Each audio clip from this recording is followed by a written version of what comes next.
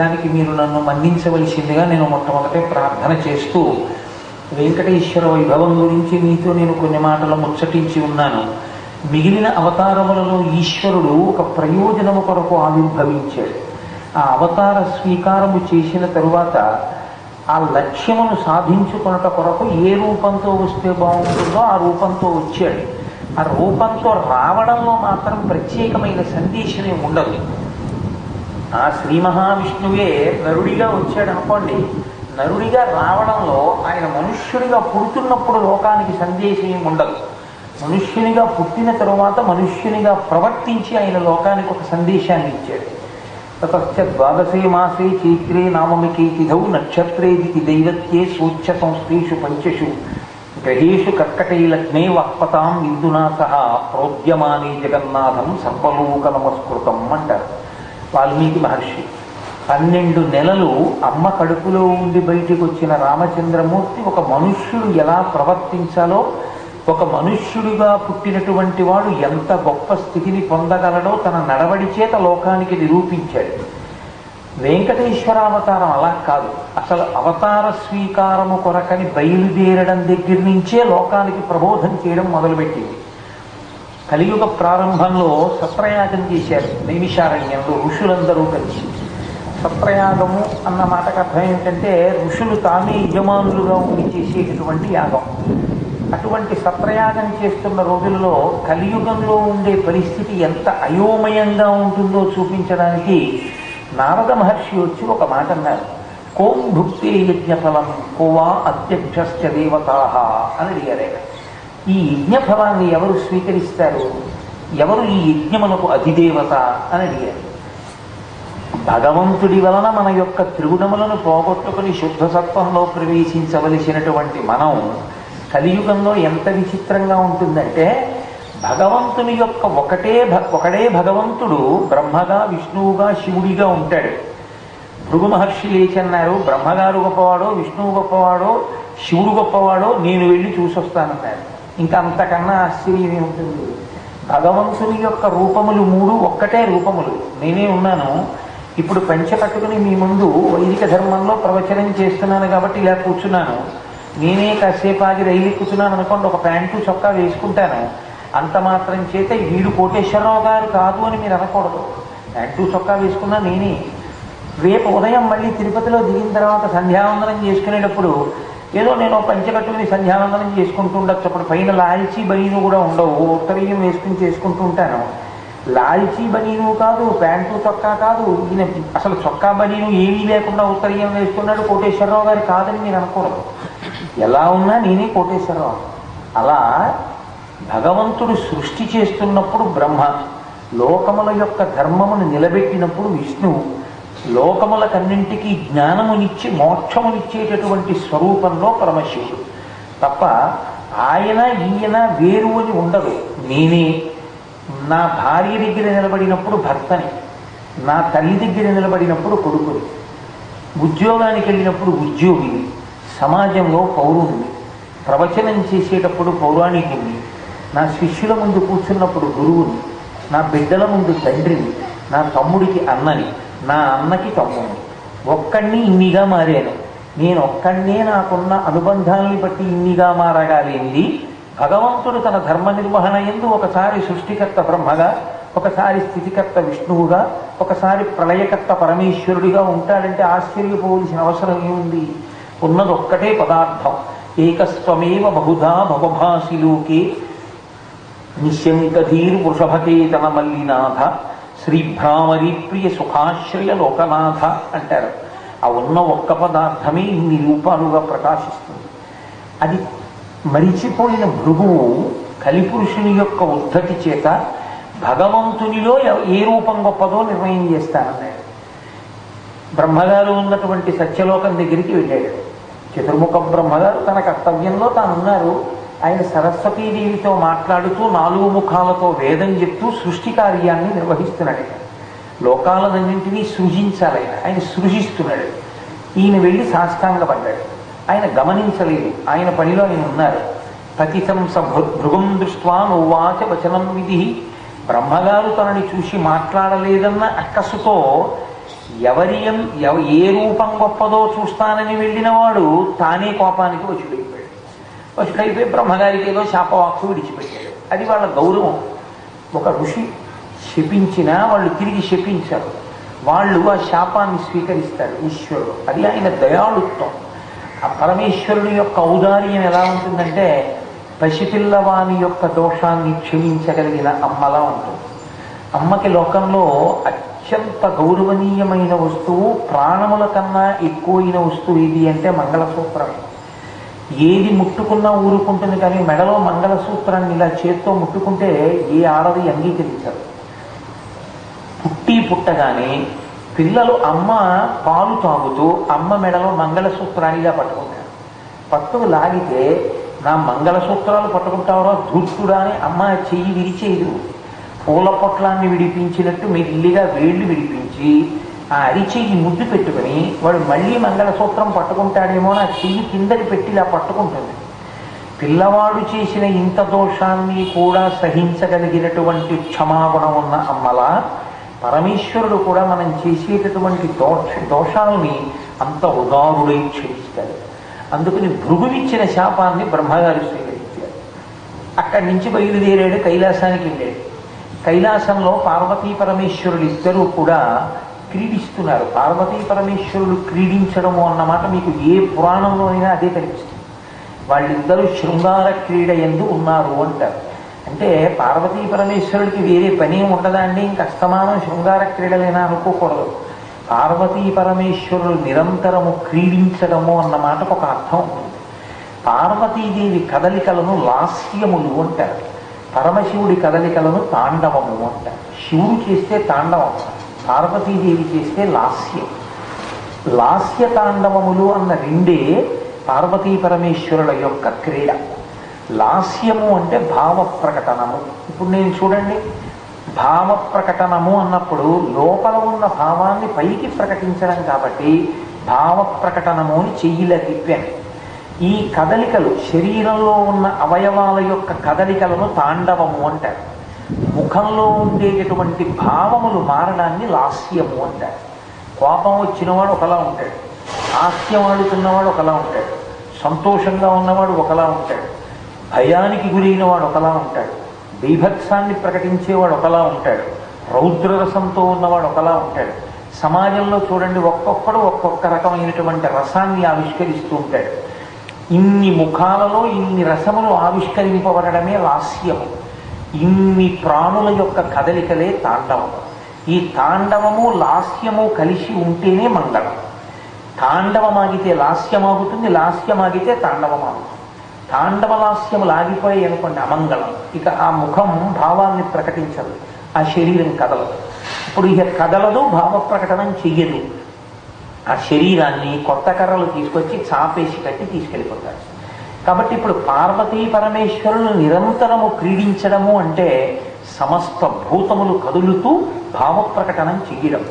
శాస్త్రాన్ని తత్వం తెలుసుకుని అర్థం చేసుకోవాలి, అంతేకాని ఏదో పైకి చదివి తెలిసి తెలియకుండా దాని మీద వంకర వ్యాఖ్య చెయ్యకూడదు. కాబట్టి పార్వతీ పరమేశ్వరులు లాస్య తాండవముల ఎందున్నారు. భృగువు ఒక్కసారి వెళ్ళి ఆ పార్వతీ పరమేశ్వర దర్శనం చేశాడు. చేసి నేల మీద పడి నమస్కరించాడు. కైలాస శిఖరం దృష్ట్యా, ఆయన కైలాస శిఖరాన్ని చూసినా పార్వతీ పరమేశ్వరుల్ని చూసినా వాళ్ళిద్దరూ ఆయన ఒక్క చూడలేదు. పరమాహంకారంతో ఉన్నవాడి పట్ల పరమేశ్వరుడు ఎందుకు చూస్తాడు? ఈయనకి సత్వగుణం లేదన్నాడు, పరమేశ్వరుణ్ణి శపించాడు. మీతో ఇందాక మనవి చేశాక తల్లిదండ్రులు మన్నించినట్లు మన్నిస్తాడు ఈశ్వరుడు. శ్రీ మహావిష్ణువు దగ్గరికి వచ్చేటప్పటికి మాత్రం ఒక చమత్కారం ఉంటుంది. ఆయన ఎప్పుడు స్థితికారుడు అంటే లోకాన్ని నిలబెట్టాలి. లోకాన్ని నిలబెట్టేటటువంటి వాడు ఎప్పుడు మీరు జ్ఞాపకం పెట్టుకోవాలి, అందరినీ కూడా తన గాడిలోకి తీసుకొచ్చేటప్పుడు రకరకాలుగా తాను జాగ్రత్తగా ప్రవర్తించి తీసుకురావాలి. ఒక ఆఫీస్లో గుమాస్తా ఉద్యోగం చేసేవాడు తన ఉద్యోగం తాను చేసుకెళ్ళిపోతే గొడవ వెళ్ళిపోతుంది. ఒక ఆఫీస్కి అంతటికీ కూడా అధికారి అయిన వాడు ఆఫీస్లో సరిగ్గా పనిచేయనివాడు ఉంటాడు, బాగా పనిచేసేవాడు ఉంటాడు, పని చేసి చెయ్యనివాడు ఉంటాడు, అస్తమానం సెలవు పెట్టేవాడు ఉంటాడు. ఎప్పుడూ సెలవు పెట్టినవాడు ఉంటాడు, వెళ్ళిపోరా అంటే ఆఫీస్ విడిచిపెట్టి వెళ్ళినవాడు ఉంటాడు, రారా అంటే టైంకి రానివాడు ఉంటాడు. ఇంతమందితోనూ ఒకలా ఉండడం ఆఫీసర్కి కుదరదు. ఎవరితో ఎలా ఉండాలో అలా ఉండాలి. బాగా పనిచేసేవాడిని పట్టుకుని రాపాడించేశారనుకోండి, వాడు ఉద్యోగం మానేసిపోతాడు బిస్కెట్కి. అందుకని నువ్వు లేకపోతే ఎక్కడుందా ఆఫీసు, మరి నీ మీదే ఆధారపడ్డాం, ఏం చేస్తానన్నా నువ్వు నేను చేసుకోవాలి తప్పదు అని ఏదో అనునయ వాక్యములు మాట్లాడాలి. పని చెయ్యని వాడిని పిలిచి నీ సమర్థత నాకు తెలిసా, నువ్వు తప్పిది చేసేవాడు లేడు, అందుకే నీకు అప్పచెప్తున్నాను అనాలి. ఎవరితో ఎలా ప్రవర్తించాలో అలా ప్రవర్తించి కార్యాన్ని నడుపుకు రావాలి తప్ప ఒకే సిద్ధాంతంతో పనిచేయించడం కుదరదు యథార్థానికి. విష్ణువు స్థితికారుడు, లోకములను నిలబెడతాడు. అందుకే ఆయన ధోరణి చాలా చమత్కారంగా ఉంటుంది పురాణంలో. ఈ భృగువు వైకుంఠానికి వెళ్ళాడు. అక్కడ ఆయన లక్ష్మీదేవితో కలిసి చర్చలో ఉన్నాడు, ఏదో మాట్లాడుతున్నాడు. ఆయనకి తెలుసు వచ్చాడు భృగువు అని. అంతటా వ్యాపించిన వాడికి తెలియదు ఏమిటి భృగు వచ్చాడని. ఆయనకి తెలుసు. ఊరుకున్నాడు. భృగువు నమస్కారం చేశాడు, చూడలేదు. విష్ణువుకి కూడా సత్వగుణం లేదు. అంటే బ్రహ్మకి లేదు, విష్ణువుకి లేదు, శివుడికి లేదు, ఇంకెవరికి ఉంది, ఈయనకే ఉంది అనుకుంటున్నాడు. అది అహంకారం అంటే, కలియుగం అంటే అలా ఉంటుంది. కోపం వచ్చి ఇంకోటి ఎవరినన్నా ఎంచుకుందామంటే నాలుగో వాడు లేడు, ఉన్నది వీళ్ళ ముగ్గురే. మూడో వాడు కూడా సత్వగుణం లేనివాడే అయిపోయాడని బాధ వచ్చేసి ఒక్కసారి కాలిత్తి శ్రీ మహావిష్ణువు యొక్క వక్షస్థలం మీద ఒక్క తన్ను తన్నాడు భృగువు. విష్ణువు గబగబా లేచి వచ్చి మోకాళ్ళ మీద కూర్చుని ఆ భృగువు యొక్క పాదాన్ని పట్టుకున్నాడు. పట్టుకుని అన్నారు, కిమర్థం తాడితం విప్ర కోమలాంఘి తలీనతం వజ్రాభృడతరం విద్ధి మత్స్యరీరం ద్విజోత్తమ. ఇది చమత్కారం అంటే. విష్ణువు యొక్క చమత్కారం అలా ఉంటుంది. ఆయన అన్నాడు, అయ్యయ్యయ్యో అలా ఎందుకు తిన్నారండి, వజ్రాధృఢతరం విద్ధి, ఈ శరీరం వజ్రం కన్నా కఠినంగా ఉంటుంది. రాక్షసులతో యుద్ధం చేసి చేసి కాయలు కాశిపోయింది. విప్ర కోమలాంఘ్రితలీనతం, మీ యొక్క పాదము అడుగు భాగము చాలా కోమలంగా ఉంటుంది. ఇంత కోమలమైన పాదంతో ఈ శరీరాన్ని తన్నారే, మీ పాదానికి నిప్పి పెట్టలా, అయ్యో ఎంత సొక్కిపోయిందో అని ఆ పాదం పట్టుకుని ఒత్తుతున్నట్టుగా నటిస్తూ. భృగువుకి అంత అహంకారం ఎందుకంటే అందరికీ ఇక్కడ కళ్ళుంటే ఆయనకి అరికాల్లో ఓ కన్నుంది, నాకు ఒక్కడికి అలా కన్నుందని ఆయనకి గర్వం. ఆ అరికాలులో ఉన్నటువంటి నేత్రాన్ని చీలించారు. అప్పుడు ఆయనకి అహంకారం పోయింది. శ్రీ మహావిష్ణువు పాదముల మీద పడి క్షమార్పణ వేడుకున్నారు. శ్రీ మహావిష్ణువే చాలా సత్వగుణం ఉన్నవాడు అని ఒక నిర్ణయం చేశాడే. సరే, ఈలోగా వెంకటేశ్వరావతారం రావాలి కదూ భూమి మీదకి. కలియుగంలో వెంకటగిరి పర్వతం మీద నించోవాలి. అందుకని ఆయన బయలుదేరాలి. కానీ బయలుదేరేటప్పుడే మిగిలిన అవతారాల్లో పుట్టిన తర్వాత చెప్పడం కాదు, అవతారం కదలికలోనే లోకానికి పాఠం నేర్పాలి. ఇప్పుడు మొట్టమొదట లక్ష్మీదేవి అంది, నేను ఉండేటటువంటి ప్రదేశం నీ వక్షస్థలం. లక్ష్మీం క్షీరసముద్రరాజతనయాం శ్రీరంగధామేశ్వరీం దాసీభూత సమస్త దేవవనితాం లోకైక దీపాంకురాం శ్రీమన్మంద కటాక్షలబ్ధ వనితాం అని మనం ఆయన యొక్క వక్షస్థలంలో ఉంటుందని శ్రీరంగధామేశ్వరీం అని కదా అంటాం. నేను ఉండే ప్రదేశం అయినటువంటి వక్షస్థలం మీద ఒక బ్రాహ్మణుడు తన్నాడు. నాకు ఇది అవమానం కాదా, పైగా కాలు పట్టుకుని ఒత్తుతావా, నేను ఉండని ఇక్కడనే ఒక కొల్హాపురం వెళ్ళి. అంటే ఇక్కడ మీరు నన్ను ప్రశ్న ఇయ్యచ్చు, ఏమండి బొత్తిగా అలా లక్ష్మీనారాయణలో కూడా దెబ్బలాడుకుని ఎవరో నీ గుండెల మీద తన్నారది నేను ఉండే ప్రదేశం, ఇక్కడ నేను ఉండనయా, లక్ష్మీదేవి వెళ్ళిపోతుందండి. అలాగా వెళ్ళిపోతే ఇంకా శ్రీ మహావిష్ణువు ఏమీ తోచక ఆయన కూడా వెళ్ళిపోతుంటాడండి వైకుంఠం నుంచి. బొత్తిగా అంత దెబ్బలాడుకునే దంపతుల్ని వాళ్ళిద్దరినీ ఆదర్శంగా తీసుకుని వాళ్ళిద్దరికీ నమస్కారాలు చేస్తే మనకేం కలిసి వస్తుందండి. ఇక వాళ్ళ దగ్గర ఏం నేర్చుకోవడానికి మనం ఈ పురాణం వింటాం, ఎందుకు ఈ వెంకటేశ్వర వైభవం. వాళ్ళిద్దరికన్నా మా ఆవిడ నేనే నయం అంతలా దెబ్బలాడుకోండి ఎప్పుడు అనొచ్చు. కానీ ఇందులో మీరు ఒక రహస్యాన్ని గమనించవలసి ఉంటుంది. లోకానికి ఒక పాఠాన్ని నేర్పుతున్నారు వెంకటేశ్వరుడు. కలియుగంలో కలిపురుషుని యొక్క ప్రకోపం ఎక్కువగా ఉంటుంది. కలిపురుష ప్రకోపం ఎక్కువగా ఉన్న కారణం చేత లోకంలో ఒక అమర్యాదతో కూడిన వ్యవస్థ ఉంది. దంపతుల ఇద్దరి మధ్య అన్యోన్యతా స్థానంలో పోటీ ధోరణి ఉంటుంది. నేను మన్నింపబడదను కాక, నేను యథార్థం చెప్తున్నాను. భర్త అంటాడు, ఈవిడికన్నా నేను ఇందులో అధికుండి అంటాడు. భార్య అంటుంది ఈయన కన్నా నేను ఇందులో అధికురాలను. అసలు శాస్త్రం అంటుంది భార్యాభర్తల మధ్య ఆధిక్య ప్రశ్న లేదు. అందుకే పెళ్లికి వెళ్ళారనుకోండి, ఆయన చాలా నల్లగా ఉండి పిల్ల మెరిసిపోతుంది అనుకోండి, ఈయన తాళి కట్టాడు, మీకు నమస్కారం పెట్టడానికి వచ్చారు, కాకి ముక్కుకి దొండపండు అనకూడదు. లేకపోతే పిల్లాడు చాలా అదేంటంటే అలా ఉన్నాడు, పిల్ల మాత్రం అద్భుతం అండి అనకూడదు. ఏమనాలంటే తగునీ చక్రి విదర్భరాజసుతకం తథ్యంబు వైదర్భ్యులు. శంకరులు అంటారు కళాభ్యాం చూడాలంకృత కళాభ్యాం నిజతప ఫలాభ్యాం అంటారు. ఒకరికొకరు తగినవారు. ఒకరికొకరు తగినవారు అన్న మాట దాంపత్యంలో దీనికి వర్తిస్తుందంటే, అసలు భార్యను ఎందుకు స్వీకరిస్తాడు అంటే తన ధర్మపదంలో తాను నడవాలి. తాను నడుస్తూ భర్త చేసిన పుణ్యంలో సగభాగం భార్య ఖాతాలోకి వెళ్ళిపోతుంది. అందుకని చిటికిన వేలు పట్టుకుని నడిపిస్తాడు భార్యని పెళ్లిలో. ఆయన ధర్మపదంలో నడవడానికి ఆయనకి చేదోడు వాదోడుగా భార్య నిలబడాలి. ఇద్దరూ కలిసి నడవాలి. ఇద్దరూ కలిసి నడిచేటప్పుడు ఇద్దరిలో ఎవరెక్కువ ఎవరు తక్కువ అన్న ప్రశ్న వచ్చిందనుకోండి, ఇక బండి నడవదు. రెండు చక్రములు సమానముగా ఉన్న బండి నడుస్తుంది. కానీ ఓ చక్రం పెద్దది ఓ చక్రం చిన్నది అనుకున్న బండి నడక కుట్టి నడక. ఆ బండిలో ఎవరు కూర్చోలేదు, కుదిపేస్తుంది. చక్రములు సమానంగా ఉండాలి.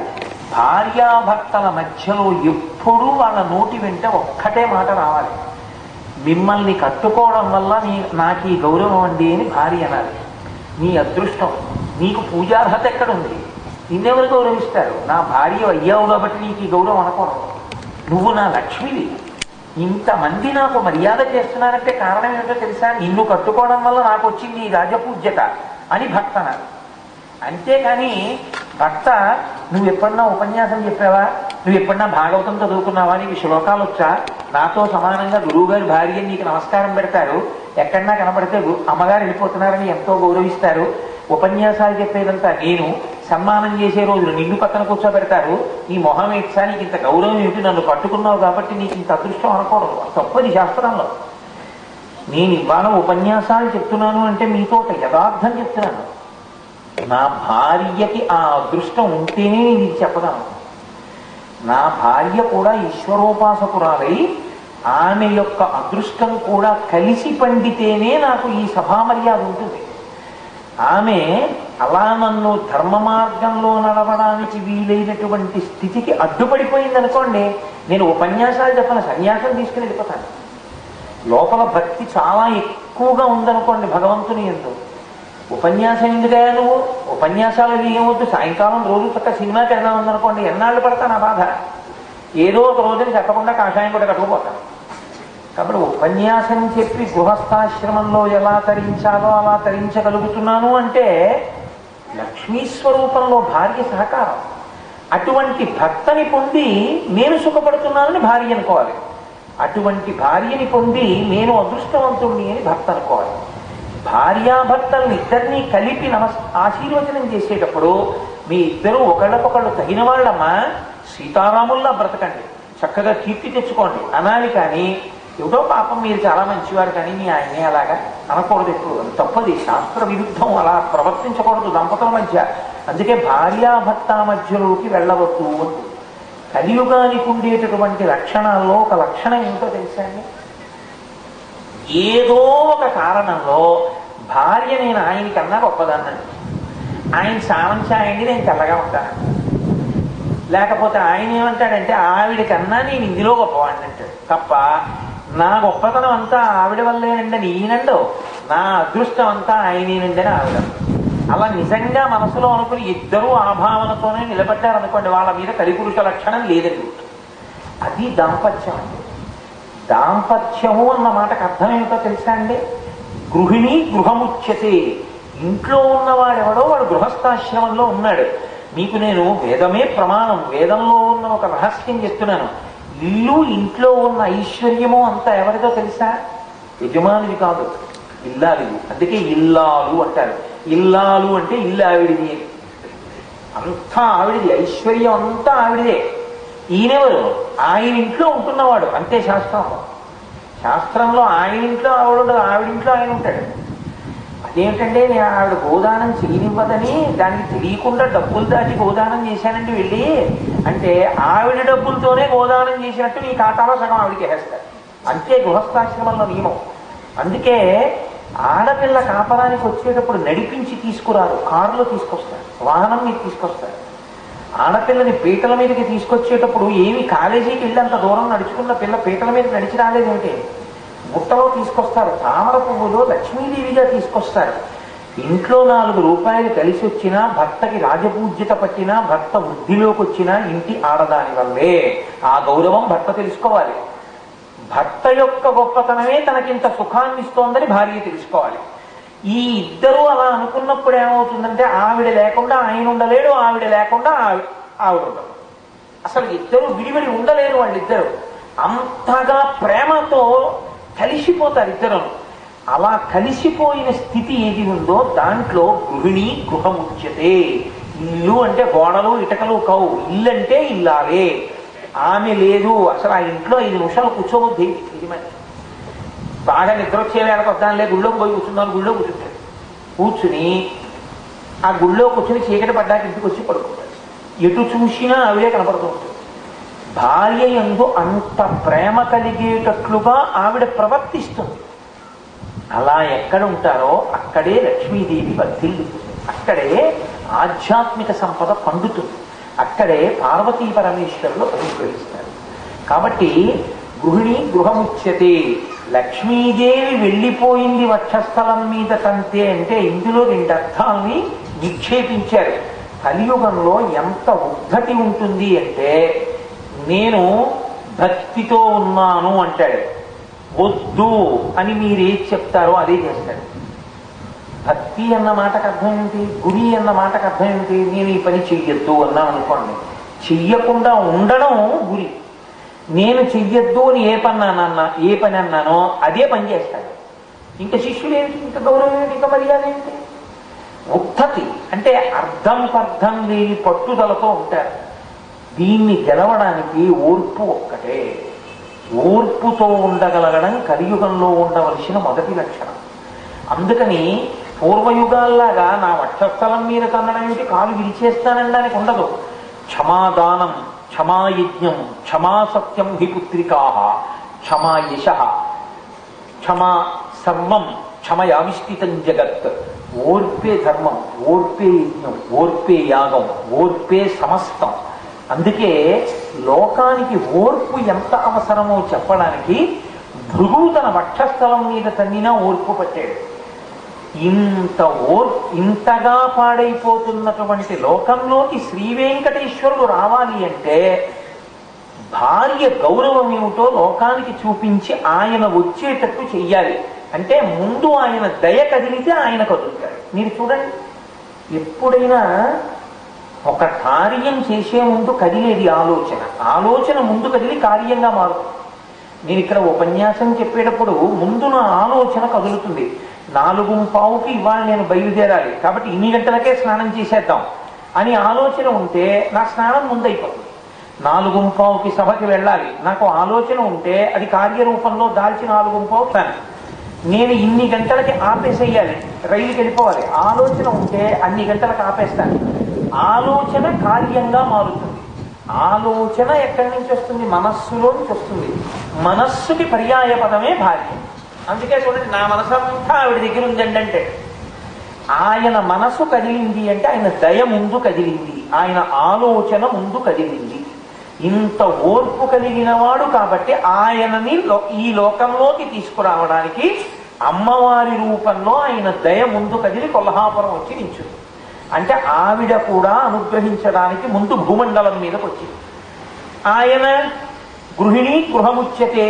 బాహ్య ధర్మంలో భార్య లేని ఇంట్లో ఉండలేకపోయిన భర్త ఎవరో వాడు ఉత్తముడు కాబట్టి ఆయన కూడా కదిలి భూమండలం మీదకి వచ్చాడు. వచ్చి ఎక్కడ కూర్చున్నాడు, వెంకటాచల పర్వతం మీద ఒక పుట్టలోకి వెళ్ళి కూర్చున్నాడు. పుట్టలో కూర్చున్నవాడు ఎవరికి కనపడ్డాడు, ఎవ్వరికీ కనపడలేదు. కలియుగంలో వెంకటరమణుడు అప్పటి వరకు ఎవరికి దర్శనం ఇవ్వాల, ఓ పుట్టలో కూర్చున్నాడు.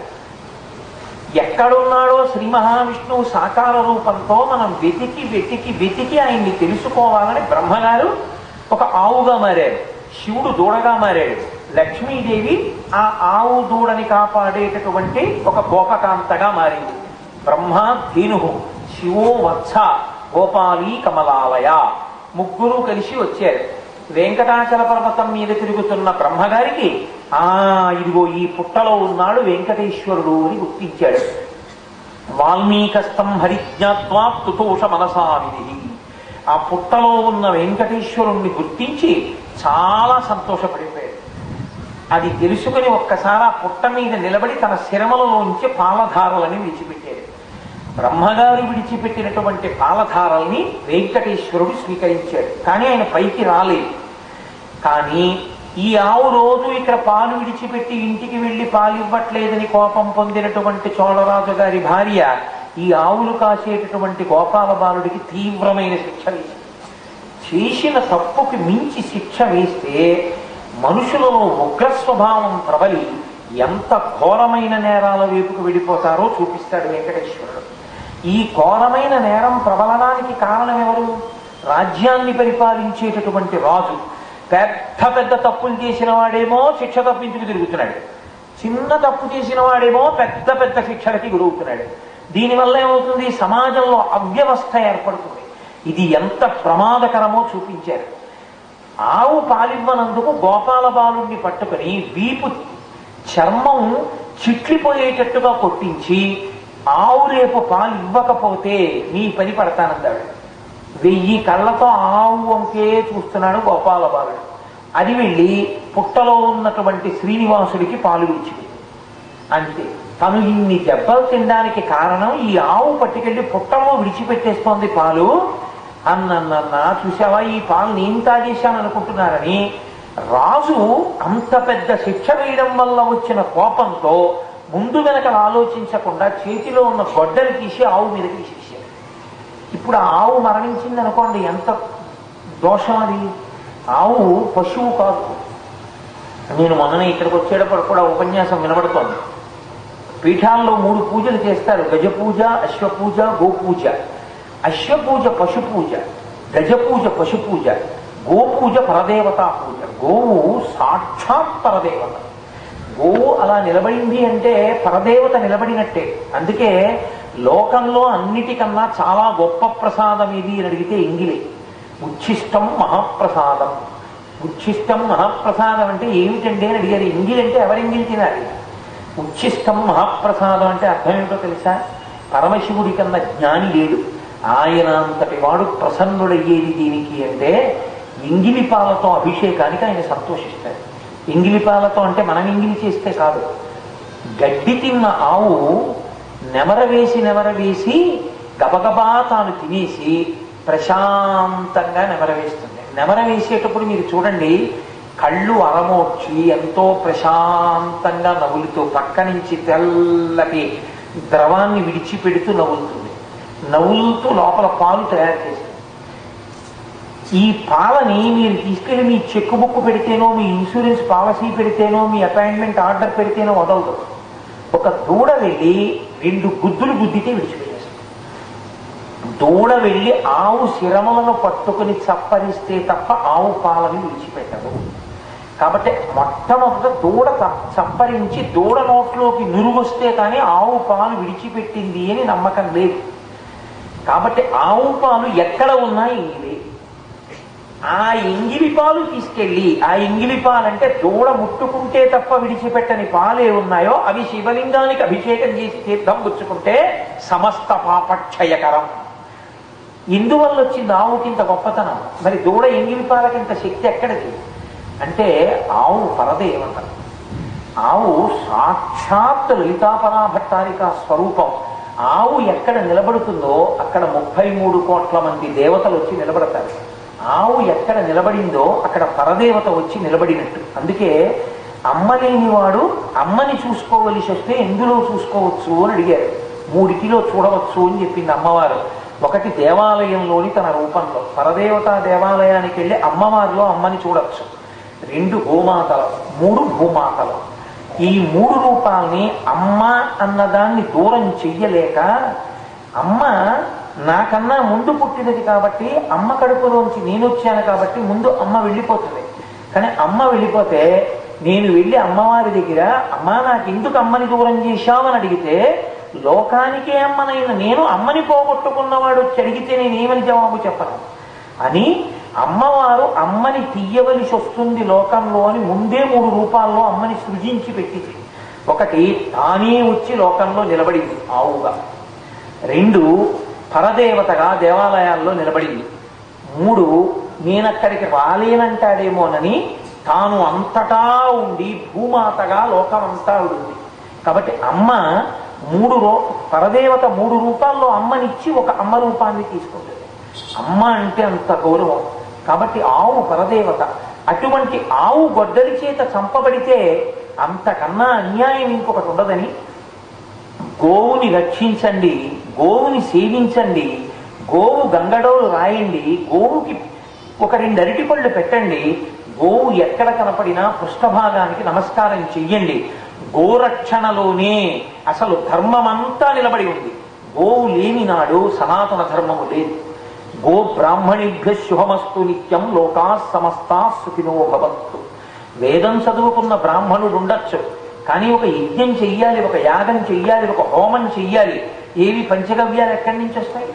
ఆవు పేడ లేనిది మీరు అలకలేరు, ఆవు పాలు లేనిది అభిషేకం చేయడం కుదరదు, ఆవు నెయ్యి లేకుండా అగ్నిహోత్రంలో సమిధ వెయ్యలేరు. ఇంకా మంత్రభాగం ఎందుకు పనికొస్తుంది? ఎన్ని వేదాలు చదువుకున్న బ్రాహ్మణుడున్నా ఆవు లేకపోతే ఏం లోకానికి శాంతిని కల్పిస్తాడు?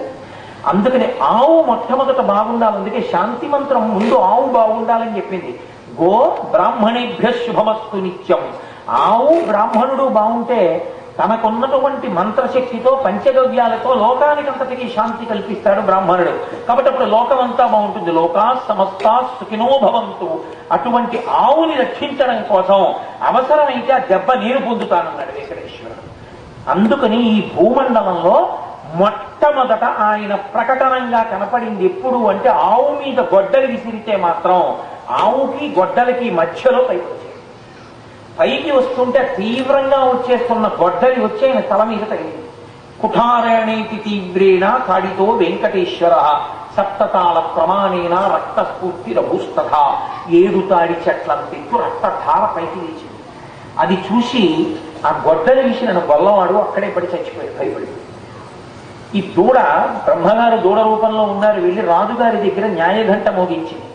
ఏమిటి దూడ పిలుస్తోందని రాజుగారు వచ్చారు. శ్రీనివాసుడు చూసి వెయ్యకూడనంత శిక్ష గొల్లవాడికి వేశావు కాబట్టి వాడు తీవ్రమైన స్థితిని పొంది గొడ్డలి విసిరాడు. ఆవు చచ్చిపోవలసింది నీ వల్ల, చూసావా? కాబట్టి పిశాచోభవ దుర్బుద్ధే దుఃఖాదన కర్మణ అని శాపవాక్కు విడిచిపెట్టారు. నువ్వు పిశాచమై తిరుగుదవుగాక. ఆయన కాళ్ళ మీద పడి వేడుకున్నాడు. అప్పుడు చెప్పారు, నీవు ఇలా తిరిగి కొంతకాలం ఉన్న తర్వాత వెంకటాచల పర్వతం మీదకి వెళ్ళి అనుకోకుండా అక్కడ ఉన్నటువంటి స్వామి పుష్కరిణిలో స్నానం చేయడం వల్ల నీ పిశాచత్వం పోతుంది. ఆ తర్వాత నీ కడుపున సుధర్ముడు అనే కొడుకు పుడతాడు. ఆయన పేరు సువీరుడు. సువీరుడి కొడుకు సుధర్ముడు. సుధర్ముడి కడుపున పుట్టినటువంటి వాళ్లే ఆకాశరాజు, తొండమాన్ చక్రవర్తి. ఆ ఆకాశరాజుకు పుట్టినటువంటి అమ్మాయే మహాతల్లి పద్మావతీదేవి. ఆ పద్మావతీదేవినే నాకు ఇచ్చి వివాహం చేస్తారు. శుక్రవారేతు తాయాన్నే కిరీటం ధారయామ్యహం కిరీటధారిణే కాలే నేత్రేమే జలపూరితే. శుక్రవారం సాయంకాలం మా మామగారు నాకు కిరీటం పెడతాడు. అప్పుడు ఆనంద భాష్పాలు వస్తాయి. అప్పుడు నీ వంశమంతా తరిస్తుంది, నీకు సమస్తమైన ఉగ్రత్వం విడిచిపెడుతుంది అన్నారు. అదిగో ఆ పరంపరలో సుధర్ముని యొక్క కుమారుడైన ఆకాశరాజుగా వచ్చిన వాడే నిన్నను మీతో నేను మనవి చేసినటువంటి మాధవుడు. ఆ మాధవుడే ఆకాశరాజుగా వచ్చాడు. ఆయన కడుపునే ఈ తల్లి పద్మావతీదేవి పుట్టింది. కాబట్టి లోకంలో వెంకటేశ్వర స్వామి వారి అవతార ప్రకటనములకు కదులుతూనే లోకానికి ఇన్ని ధర్మాలు బోధ చేస్తూ వచ్చింది వెంకటేశ్వర అవతారం. ఎంతటి కారుణ్యమూర్తి అంటే, నన్ను ఈ లోకంలో మొట్టమొదట చూసినవాడు మనుష్యుడు ఒక గొల్లవాడు. ఒక గొల్లవాడు చూశాడు నన్ను, గొడ్డలి విసిరాడు, నేను పైకి వచ్చాను. గొడ్డలి దెబ్బ తగిలి రక్తం పైకి లేచినప్పుడు చూసి చచ్చిపోయాడు. తప్పు చేశాడో ఒప్పు చేశాడో నన్ను మొదట చూసిన వాడు మాత్రం ఒక గొల్లవాడు. కాబట్టి నేను ఈ గొల్లల వంశానికి వరమిస్తున్నాను. ఈనాటి నుంచి ప్రతిరోజు వెంకటాచలంలో ఆనంద నిలయంలో తలుపులు తీయగానే అర్చకులు కూడా లోపలికి వచ్చి నన్ను చూడ్డానికి వీలు లేదు. సుప్రభాతం అవగానే సన్నిధి గొల్ల అంటారు. కాగడా పట్టుకుని ఆయన లోపలికి వెళ్ళి ఆ కాగడా వెలుతురులో ఒక్కసారి వెంకటేశ్వర స్వామి వారి మూలమూర్తిని దర్శనం చేస్తారు. దర్శనం చేసి స్వామివారు చక్కగా అలా ఉన్నారు అని చెప్పిన తర్వాత అర్చకులు తెర తీసుకుని లోపలికి వెళ్ళి మొదటి దర్శనం చేశాడు కాబట్టి మర్యాద నిమిత్తం తాంబూలాన్ని బహూకరిస్తారు. ఆ తాంబూలం ఇచ్చి పంపిస్తారు. ఇవన్నీ మేము అయ్యప్ప స్వామి దేవాలయంలో కాకినాడలో ఏడాదికి ఒకసారి వెంకటాచలంలో ఎలా జరుగుతుందో అలా వెంకటేశ్వర వైభవము అని ఇలా రావడం, ఆ సన్నిధి గొల్ల రావడం, కాగడా వెలుతురులో చూడటం, ఆయనకి తాంబూలం ఇవ్వడం, ఇవన్నీ చేసి చూపిస్తుంటాం. అక్కడ చూడలేని వాళ్ళందరూ చూడడం కోసమని చేస్తూ ఉంటాం. సాధారణంగా డిసెంబర్ నెలలో చేస్తూ ఉంటాం దాన్ని, మార్గశీర్ష మాసానికి ముందర. కాబట్టి అదిగో ఆ సన్నిధి గొల్లకి వరం ఇచ్చారు. అందుకే ఆనాటి నుంచి ఈనాటి వరకు ప్రథమ దర్శనాన్ని మాత్రం ఆ సన్నిధి గొల్ల పొందుతూ ఉంటాడు. మహానుభావుడు ఆయన. ఎంతో కాలం మాట్లాడారు వెంకటేశ్వర స్వామి వారు. ఒక ప్రత్యేకమైన కారణానికి ఆయన మాట్లాడడం మానేశారు. ఎందుకు మాట్లాడడం మానేశారు అన్నది ఈ మాట ఎప్పుడైనా నేను వేరొక సందర్భంలో మీకు వివరణ చేసే ప్రయత్నం చేస్తాను. ఎదురు మీకు సుందరకాండ అవి చెప్పడానికి వస్తాను కాబట్టి ఎక్కడొక్కడ అనుసంధానం చేస్తాను. వారు చాలా కాలం మాట్లాడారు. తరువాత ఆయన ఒక మాట చెప్పారు, ఇక నుంచి నేను ఒక రూపంలో నిలబడతాను. కానీ మీరు బాగా జ్ఞాపకం పెట్టుకోవలసిన విషయం ఒకటి ఉంటుంది. వెంకటేశ్వర స్వామి వారు మనం మాంసనేత్రానికి శిలా విగ్రహంలా కనపడతారు, కానీ అది శిలా విగ్రహం కాదు. స్వేచ్ఛయా క్రీడతే తత్ర ఇచ్చారూపం విరాజిత. దానికి ప్రమాణం ఏమిటో తెలుసా అండి?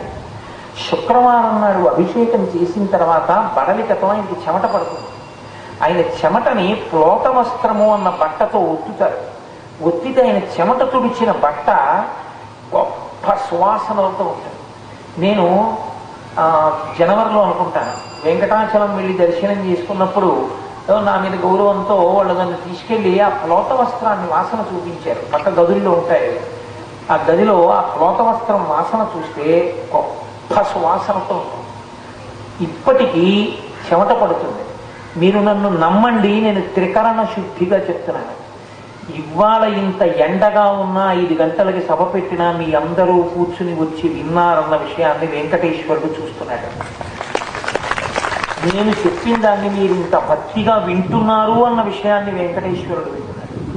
ఆయన అన్నీ తెలుసుకుంటాడు. మహానుభావుడు. ఎవరు ఆర్తి పొందారో వాళ్ళకి దర్శనమిచ్చి తీరుతాడు. అంతటి మహాత్ముడైన అటువంటి వాడు అక్కడ నిలబడి ఉన్నాడు. ఆయన లోకాల్ని రక్షించడం కోసమని ఉదారుడై ఒక యుగంలో కొన్ని సంవత్సరముల పాటు తపస్సు చేస్తే తప్ప ఏ మహానుభావుని యొక్క కాలి బొటనవీలి గోరు కూడా దర్శనం కాలేదో, శూరులు తొల్లియే విభుని శోభిత పాదనక ప్రభావళించేరి భవాంధకారముల చిక్కక వందురు వట్టి దేవునిన్ వైరముతోడనైన గెలువన్ నలుపంపి శుభంబు చేసే నిష్కారణమైన ప్రేమ ఇది కంసుని పోలు సఖుండు కలుగునే అంటాడు అక్రూరుడు భాగవతంలో. ఆయన యొక్క కాలి కోటి కాంతి దర్శనం అవడం జన్మ జన్మలు తపస్సు చేసిన వాళ్ళకి. కలియుగంలో మన అదృష్టం ఏమిటంటే ఆయన ప్రతిజ్ఞ చేశాడు, కలిపురుషుడి నుంచి రక్షించడానికి నేను అందరికీ ఉదారుడనై దర్శనమిస్తాను. అక్కడికి వెళ్ళి మనం నిలబడి వెళ్ళి చూస్తే చాలు. మీరు ఒక్కటి జ్ఞాపకం పెట్టుకోండి, ఆయన కాలి బొటనవేలి కోటి కాంతి కనపడితే మోక్షాన్ని పొందారు. అటువంటిది కలియుగంలో ఉన్న అదృష్టం. అందుకే నేను మీకు మొదట్లో చెప్పా, కలి సాధువు కలి సాధువు కలి సాధువు అని 3 మాటలు అన్నాడు వ్యాసుడు. అంత తపస్సు చేస్తే చూడవలసినటువంటి పరమాత్మ కలియుగంలో మనం అంత తపస్సు చెయ్యలేమని తానే వచ్చి మహానుభావుడై అక్కడ విరాజమానుడయ్యాడు. ఈ మాంసనేత్రంతో చూడడానికి వీలుగా నిలబడ్డాడు కలియుగంలో. ఒక రకంగా కలియుగంలో పుట్టడం మనదృష్టం అయితే, కలియుగంలో మళ్ళీ ఆంధ్రదేశంలో పుట్టడం, ఏ చోట వెంకటాచల క్షేత్రం ఉందో ఆ క్షేత్రం ఉన్న రాష్ట్రంలో పుట్టడం, ఒక్క రాత్రి పడుకుంటే తెల్లవారేటప్పటికి తిరుపతిలో దిగిపోయి కొండ మీదకెళ్ళగలిగినంత దగ్గరలో బ్రతకడం, వెంకటేశ్వరుడి గురించి వినడం, గోవిందనామని చెప్పుకోవడం, వాడవాడలా వెంకటేశ్వరుడి గుళ్ళున్నటువంటి ప్రదేశాల్లో మనం పుట్టి పెరగడం మన జీవన సౌభాగ్యం. గత జన్మలలో మనం చేసుకున్నటువంటి పుణ్య ఫలితంగానే ఇలాంటి చోట పుట్టాం. ఇదే మనం ఎక్కడో ఏ పశ్చిమ దేశాల్లోనూ పుట్టి ఉంటే మనకి ఈ సౌభాగ్యం ఎక్కడ దక్కి ఉండేది? ఈ అదృష్టం మనకి పట్టింది అంటే కేవలముగా పరమేశ్వరుని యొక్క అనుగ్రహం. నేను ఒక్క మాట మీతో మనవి చేస్తాను. నేను ఒకనొకప్పుడు అరుణాచలం వెళ్ళాను. ఆ అరుణాచలం వెళ్ళినప్పుడు కొంతమంది ఫారినర్స్ కొండల మీద తిరుగుతుంటే నాతో మా పినమామ గారు కూడా ఉన్నారు. ఆయన ఇంగ్లీష్లో ఆఫీస్ సూపరింటెండెంట్గా వర్క్ చేసి మంచి ఇంగ్లీష్ మాట్లాడేవారు.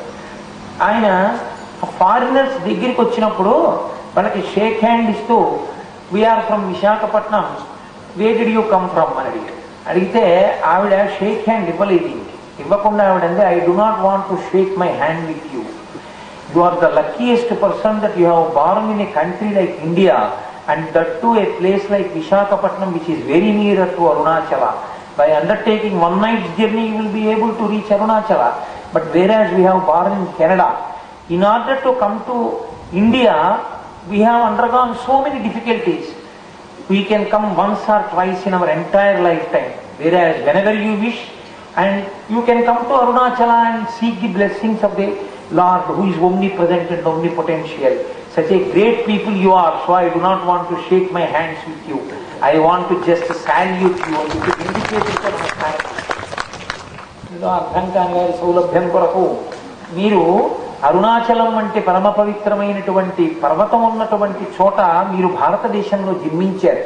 అందున విశాఖపట్నం ఒక్క రాత్రి ప్రయాణం చేస్తే అరుణాచలం వస్తారు. ఇంత పరమపావనమైనటువంటి క్షేత్రములు వెలిసెల్లుతున్నటువంటి పుణ్యప్రదమైన గడ్డ మీద పుట్టిన వారు మీరు ఎన్నో కష్టాలు పడి ప్రయత్నం చేస్తే కెనడా నుంచి మేము ఇక్కడికి దర్శనానికి వచ్చాం. మా జీవితకాలం మొత్తం మీద మేము ఒక్కసారి రాగలం, 2 సార్లు రాగలం. కానీ ఒక్క రాత్రి ప్రయాణం చేస్తే అరుణాచలం వంటి క్షేత్రాలకి మీరు రాగలరు. మీరు ధన్యులు, మీరు ఐశ్వర్యవంతులు. మీ వంటి మహాత్ములతో చేతులు కలిపి ఊపడం నాకు ఇష్టం లేదు. మీరు మాకన్నా ఇంతటి పుణ్యాత్ములు ఐశ్వర్యవంతులు కనుక మీకు తల వంచి నమస్కరిస్తున్నానని ఆ విదేశీ వెనుక తల వంచి నమస్కరిస్తాం. అంటే మనం ఎంత అదృష్టవంతులమో చూడండి. ఈ దేశంలో పుట్టి ఇంత వైభోగం ఉన్నటువంటి మనం ఈ వైభోగాన్ని వదులుకుని పన్నీరు తల మీద పోసుకోవలసిన మనం మట్టి తీసి నెత్తి మీద పోసుకోవడం ఎంత అసహ్యకరమైన విషయమో, మనకి ఈశ్వరుడిచ్చిన ఐశ్వర్యం ఎంత గొప్పదో తెలుసుకుని దాన్ని నిలబెట్టుకోవడం ఎంత అవసరమో తెలుసుకుని ఉండాలి. కాబట్టి ఆ మహానుభావుడి గురించి, వెంకటేశ్వరుడి గురించి ఒక మాట అంటారు. ఎవరెవరు ఆ కొండెక్కనివ్వండి, పసిపిల్లలు, వృద్ధులు. నేను ఒకసారి వెంకటాచల పర్వతం ఎక్కుతున్నాను. ఒక 90 సంవత్సరాల వృద్ధుడు కాలు తీస్తే గోవింద, కాలేస్తే గోవింద ఎక్కుతున్నాడు. అని ఆయాసపడిపోతూ ఎక్కుతున్నాడు. నేను అన్నమాచార్య స్వామి వారి కీర్తనలు వింటూ నేను ఎక్కుతున్నాను. ఇది జరిగి దాదాపు ఒక 8-9 సంవత్సరాలు అయింది. అంటే ఇప్పటికన్నా నేను అప్పుడు ఇంకా శక్తివంతుణ్ణి కదూ, జరజర ఎక్కడికి ఉండేవాడిని పరిగెత్తుకుంటూ మెట్లు. నేను అతన్ని చూసి ఇన్ని ఉపన్యాసాలు చెప్పినా కించిత్ అతిశయం. నిన్న శేషుడికి వచ్చిందే, ఇంకో భృగువుకి వచ్చిందే. అలా ఆయన్ని చూసన్నాను, తాతగారు ఇంత శ్రమ పడుతున్నారు ఏంటి, 7 కొండలు నడిచి ఎక్కుతారా అన్న. ఆయన అన్నాడు, మనవడా 7 కొండలు నడిచెక్కడం ఏమిటిరా, 7 కొండలు నడిచి తప్ప ఇంకోలా నేను ఎప్పుడూ ఎక్కలేదు పుట్టినప్పటి నుంచి. నేనన్నా ఇది పుట్టినప్పటి నుంచి ఎక్కలేదా అన్న. పుట్టినప్పటి నుంచి ఎక్కలేదు, నా అదృష్టం కాదు. మెట్టు మీద కాలేస్తే గోవింద, కాలు తీస్తే గోవింద, గోవింద చెప్తూ ఎక్కుతాను రాబ్బాయి. అంటే నేనన్నా మీ వయస్సు ఎంత అన్నాను. అంటే 90 ఏళ్ళు దాటాయి అన్నాడు. 7 కొండలు ఎక్కుతారా మీరు ఇలా గోవింద చెప్తూ అన్నాను నేను. నీకు అనుమానమా అన్నాడు ఆయన. ఏది, కూర్చోకుండా నాతో రా చూస్తాను అని గోవింద గోవింద గోవింద గోవింద అంటూ ఆయన ఎడుతున్నాడు. నేను అనుకున్నాను ఏమిటి నాతో ఇలా అంటాడని నేను వెళ్ళాను. కాసేపటికి అని నేనండం మొదలెట్టాను. ఆయన గోవింద గోవింద గోవింద గోవింద అంటూ నేను 3 మాటలు కూర్చుని లేచి ఎక్కడ మొదలెట్టేటప్పటికీ నాకు కను చూపు మేర వెళ్ళిపోయాడు, ఎక్కిశాడు. నేను అప్పుడు అనుకున్నా, ఓహో నాకున్న అహంకారం పోగొట్టడానికి వెంకటరమణుడే ఇలా వచ్చుంటాడు అనుకున్నాను. ఎందరో ఉన్నారు మహాత్ములు. అందుకే గోవిందనామముల్ గొంతెత్తి పాడుచు కొండెక్కు భక్తుల గుంపులొకట, తలతీసి ఇత్తుమా ఇలవేల్పు అంచును తల వెంట్రుకలనిచ్చు ధన్యులొకట, స్వామిని దర్శించి సంతోషమాగక పరవశులకు పుణ్య పురుషులొకట, భక్తి ప్రసాదంబు కన్నుల కద్దుకుని ఆస్వాదించు భక్తుల గుంపులొకట. ఏది ఎయ్యడ చూసిన స్వామి మాటే, ఎవరి నోటను విన్నను స్వామి పలుకే, సకల హృదయాల ఉండెడి స్వామి ఒకడే, స్వామి నటించుచుండు ఈ శైలమందు. ఎవరి నోట చూడండి వెంకటేశ్వర అని ఎవ్వరందరూ అక్కడ. ఏడుకొండలవాడ వెంకటరమణ గోవింద గోవింద, అన్నిటికీ గోవింద గోవింద. ఆఖరికి క్యూ లైన్ లో తొందరగా నడిపించట్లేదు అనుకోండి, గోవింద గోవింద అని అరుస్తారు, తొందరగా తలుపులు తీవే. దర్శనానికి వెళుతూ గోవింద గోవింద అన్నారు, అన్నింటికీ గోవిందే. ఎందుకు ఆ గోవింద? గోవింద చాలా గొప్ప నామం. ఆ నామంతో నా ఉపన్యాసాన్ని పూర్తి చేస్తాను. గోవింద పట్టాభిషేకము అని భాగవతంలో ఆ నామంతోనే పట్టాభిషేకం జరిగింది ఈశ్వరుడికి. శ్రీకృష్ణుడు చిన్న పిల్లవాడిగా ఉన్నప్పుడు ఒకానొకప్పుడు నందాదులు కూర్చుని చర్చిస్తుంటే అక్కడికి వచ్చాడు. నాన్నగారు నాన్నగారు మీ అందరూ ఏం మాట్లాడుకుంటున్నారు అని అడిగాడు. అడిగితే నందుడు అన్నాడు, మఖము చేయ వజ్రిమతి సంతసించును వజ్రి సంతసింప వానకురి, వానకురిసి గసము వసుమతిపై పెరుగు, గసము మీసి ధేను గణము బ్రతుకు. గురైనైనా మనం ఈ యాగం చేస్తే వరుణుడు ప్రీతి చెంది వర్షం కురిపిస్తాడు ఇంద్రుడు. ఇంద్రుడు వర్షం కురిపిస్తే వర్షానికి గడ్డి మొలుస్తుంది, గడ్డి మొలిస్తే ఆవులు తింటాయి, ఆవులు తింటే పాలిస్తాయి, పాలిస్తే మనకి బాగా ఐశ్వర్యం వస్తుంది. మనం పశుపోషణ చేస్తాంగా, ఆవుల్ని పెంచుతాంగా. మరి వర్షాలు లేకపోతే గడ్డి ఎక్కడిది? ఆ వర్షం ఇంద్రుడి చేతిలో ఉంటుంది. అందుకని ఆ ఇంద్రుడు ప్రీతి చెందడం కోసమని యాగం చేస్తున్నాను రా అబ్బాయి, దీన్ని ఇంద్రయాగం అంటారు అన్నాడు. కృష్ణ పరమాత్మ యాగం చెయ్యొద్దని చెప్పడం ఆయన ఉద్దేశ్యం కాదు. ఇంద్రుడికి అహంకారం వచ్చింది, నేనే కురిపిస్తున్నాను వర్షం అనుకున్నాడు. వంటింట్లో ఓ పంపు ఉంటుంది, బాత్రూంలో ఓ పంపు ఉంటుంది, బయటికి వచ్చి చేయగడుక్కోవడానికి భోజనాల వల్ల పక్కన ఒక పంపు ఉంటుంది. ఏ పంపు కా పంపే వీడు చేయగడుక్కోవడానికి నేనే నీళ్లు ఇస్తున్నాను, నేను నీళ్ళు ఇవ్వకపోతే ఇంగిలి చెయ్యకి తిరిగేవాడని ఉందనుకోండి. స్నానాల గదిలో పంపు నేను నీళ్లు వదిలేను కాబట్టి వీడు స్నానం చేశాడు, వీడి బతుక్కి నేను నీళ్లు విడిచిపెట్టకపోతే స్నానం ఎక్కడదండి అనుకోండి. ఇప్పుడు ఇన్ని పంపుల యొక్క అహంకారం తీర్చడానికి ఓవర్ హెడ్ వాటర్ ట్యాంక్ నీళ్లు విడిచిపెట్టడం మానేసింది అనుకోండి. ఏమవుతాయి ఈ పంపుల గర్వం అంతా? పంపులన్నిటిలోకి నీళ్లు రావాలి అంటే పంపుల్లోకి నీళ్లు వచ్చేది ఓవర్ హెడ్ వాటర్ ట్యాంక్ లోంచి. గొట్టాల్లో నీళ్లు వేసుకోరు, ఓవర్ హెడ్ వాటర్ ట్యాంక్ లో నీళ్లు వేసుకుంటారు. పరమాత్మ అనుగ్రహంతో ఇంద్రుడు వర్షం కురిపిస్తాడు, పరమాత్మ అనుగ్రహంతో వరుణుడు జలాభిదేవత అయి ఉంటాడు, పరమాత్మ అనుగ్రహంతో కుబేరుడు ఉత్తర దిక్కు నుండి ఐశ్వర్యాన్ని కృప చేస్తాడు, పరమాత్మ అనుగ్రహంతో దక్షిణ దిక్కున ఉన్నటువంటి యమధర్మరాజు కాలంలో ఉసురు తీసి కొత్త శరీరాలు ఇస్తాడు. అందరూ పరమాత్మ అనుగ్రహంతో పనిచేస్తారు. పరమాత్మ అనుగ్రహంతో వర్షములను కురిపిస్తున్నానన్నటువంటి భక్తితో ఆలోచించవలసిన ఇంద్రుడు ఆ భావాన్ని విడిచిపెట్టి నేనే వర్షాలు కురిపిస్తున్నానని అహంకరించిన కారణం చేత ఇతని అహంకారాన్ని పోగొట్టాలి అని సంకల్పం చేశాడు. చిన్ని కృష్ణుడుగా ఉంటే మాత్రం పరమాత్మ కాకుండా ఉంటాడేంటి? ఎలా ఉన్నా ఆయన స్వభావం ఆయనదే. కాబట్టి పెద్ద మంట ఎంత కాలుస్తుందో ఇంత నిప్పురవ్వ అంతే కాలుస్తుంది. ఇంత నిప్పురవ్వ వెళ్ళి దూరి బస్తాలో పడింది అనుకోండి, ఏ కాసనగిరికి ప్రదక్షిణం చేస్తామన్నాడు. అయితే సరే పిల్లాడు చెప్తున్నాడు అంత నమ్మకంగా, అన్నీ వండారు, తీసుకెళ్లి గోవర్ధనగిరి మీద పోసేశారు. పోసేసి అందరూ గోవర్ధనగిరి చుట్టూ ప్రదక్షిణం చేస్తున్నారు. ఆ కృష్ణుడి చుట్టూ ఉన్న వాళ్ళ భక్తి ఎటువంటిదో తెలుసా అండి? వాళ్ళు కష్టం వచ్చినా సుఖం వచ్చినా ఏమొచ్చినా ఎప్పుడూ కృష్ణనామ సంకీర్తనమే చేస్తుంటారు. అందుకని పాటించి గాన విద్యా పాటవమున తేరు నెక్కి బహుతానములన్ పాటల గంధులు పాటల పాడి విరోధి పాటనుడనుచున్. వాళ్ళందరూ కృష్ణలీలలన్నీ పాటలు పాడుకుంటూ గోపకాంతలందరూ బళ్ళెక్కారు.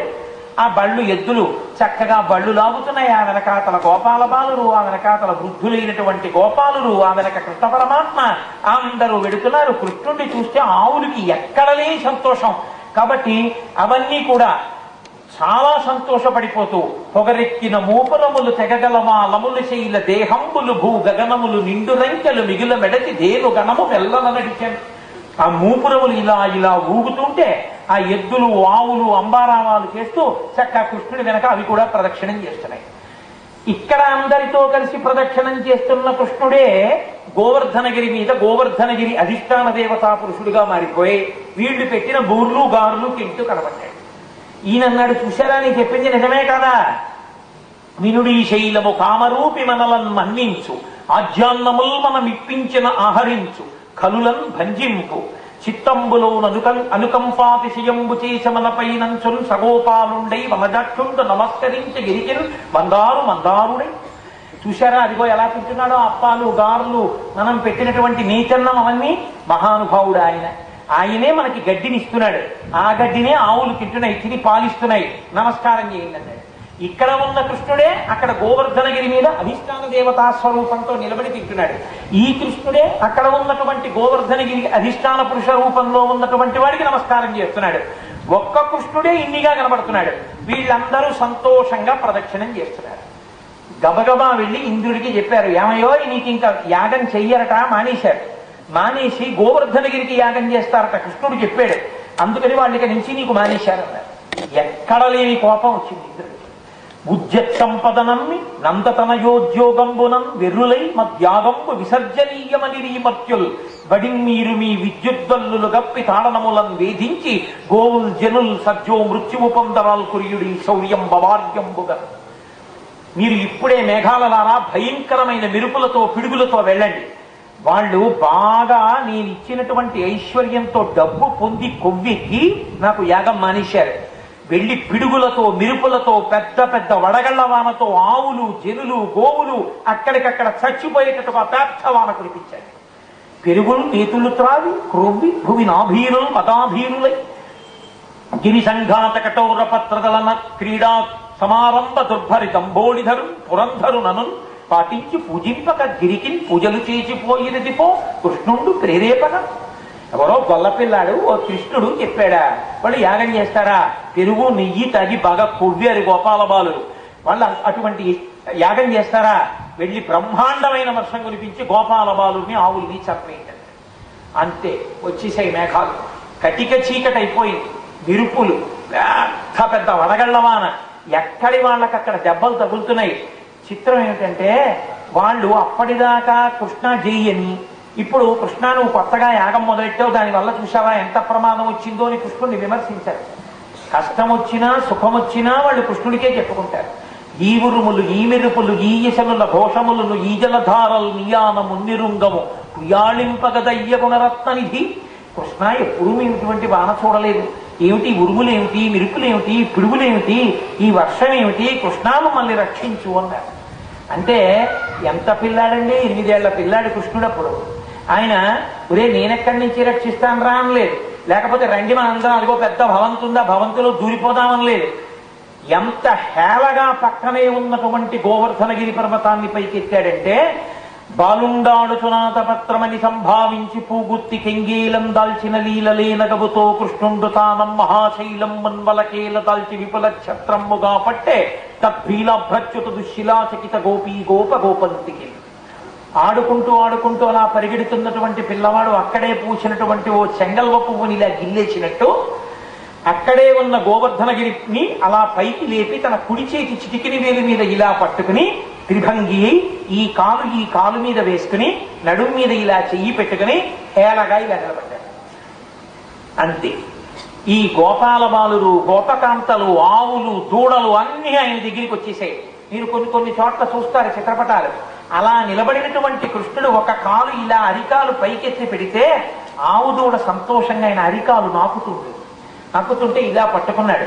హరిదోద్దండము కామ గుబ్బ శిఖరం బాలం విముక్తావళుల్ వరగంజారుడితోయ బిందువులు గోపాలంగమాపంగహాతరుతుల్ రత్నజయంబుగాగా అచల ఛత్రము శోభిల్లిత గిరిబి దుర్మద భంజీ జలధిరక్లిన్న ప్రజారంజీ అంటారు పోతన గారు. ఎక్కడ పడిందో మహానుభావుడిగా సాహిత్యం నిజంగా.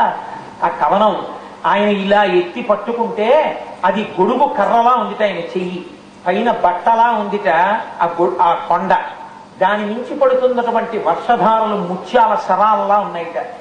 ఆ చుట్టూ ఉన్నటువంటి గోపకాంతల యొక్క నవ్వులు రత్నాల యొక్క కాంతుల్లా ఉన్నాయిట.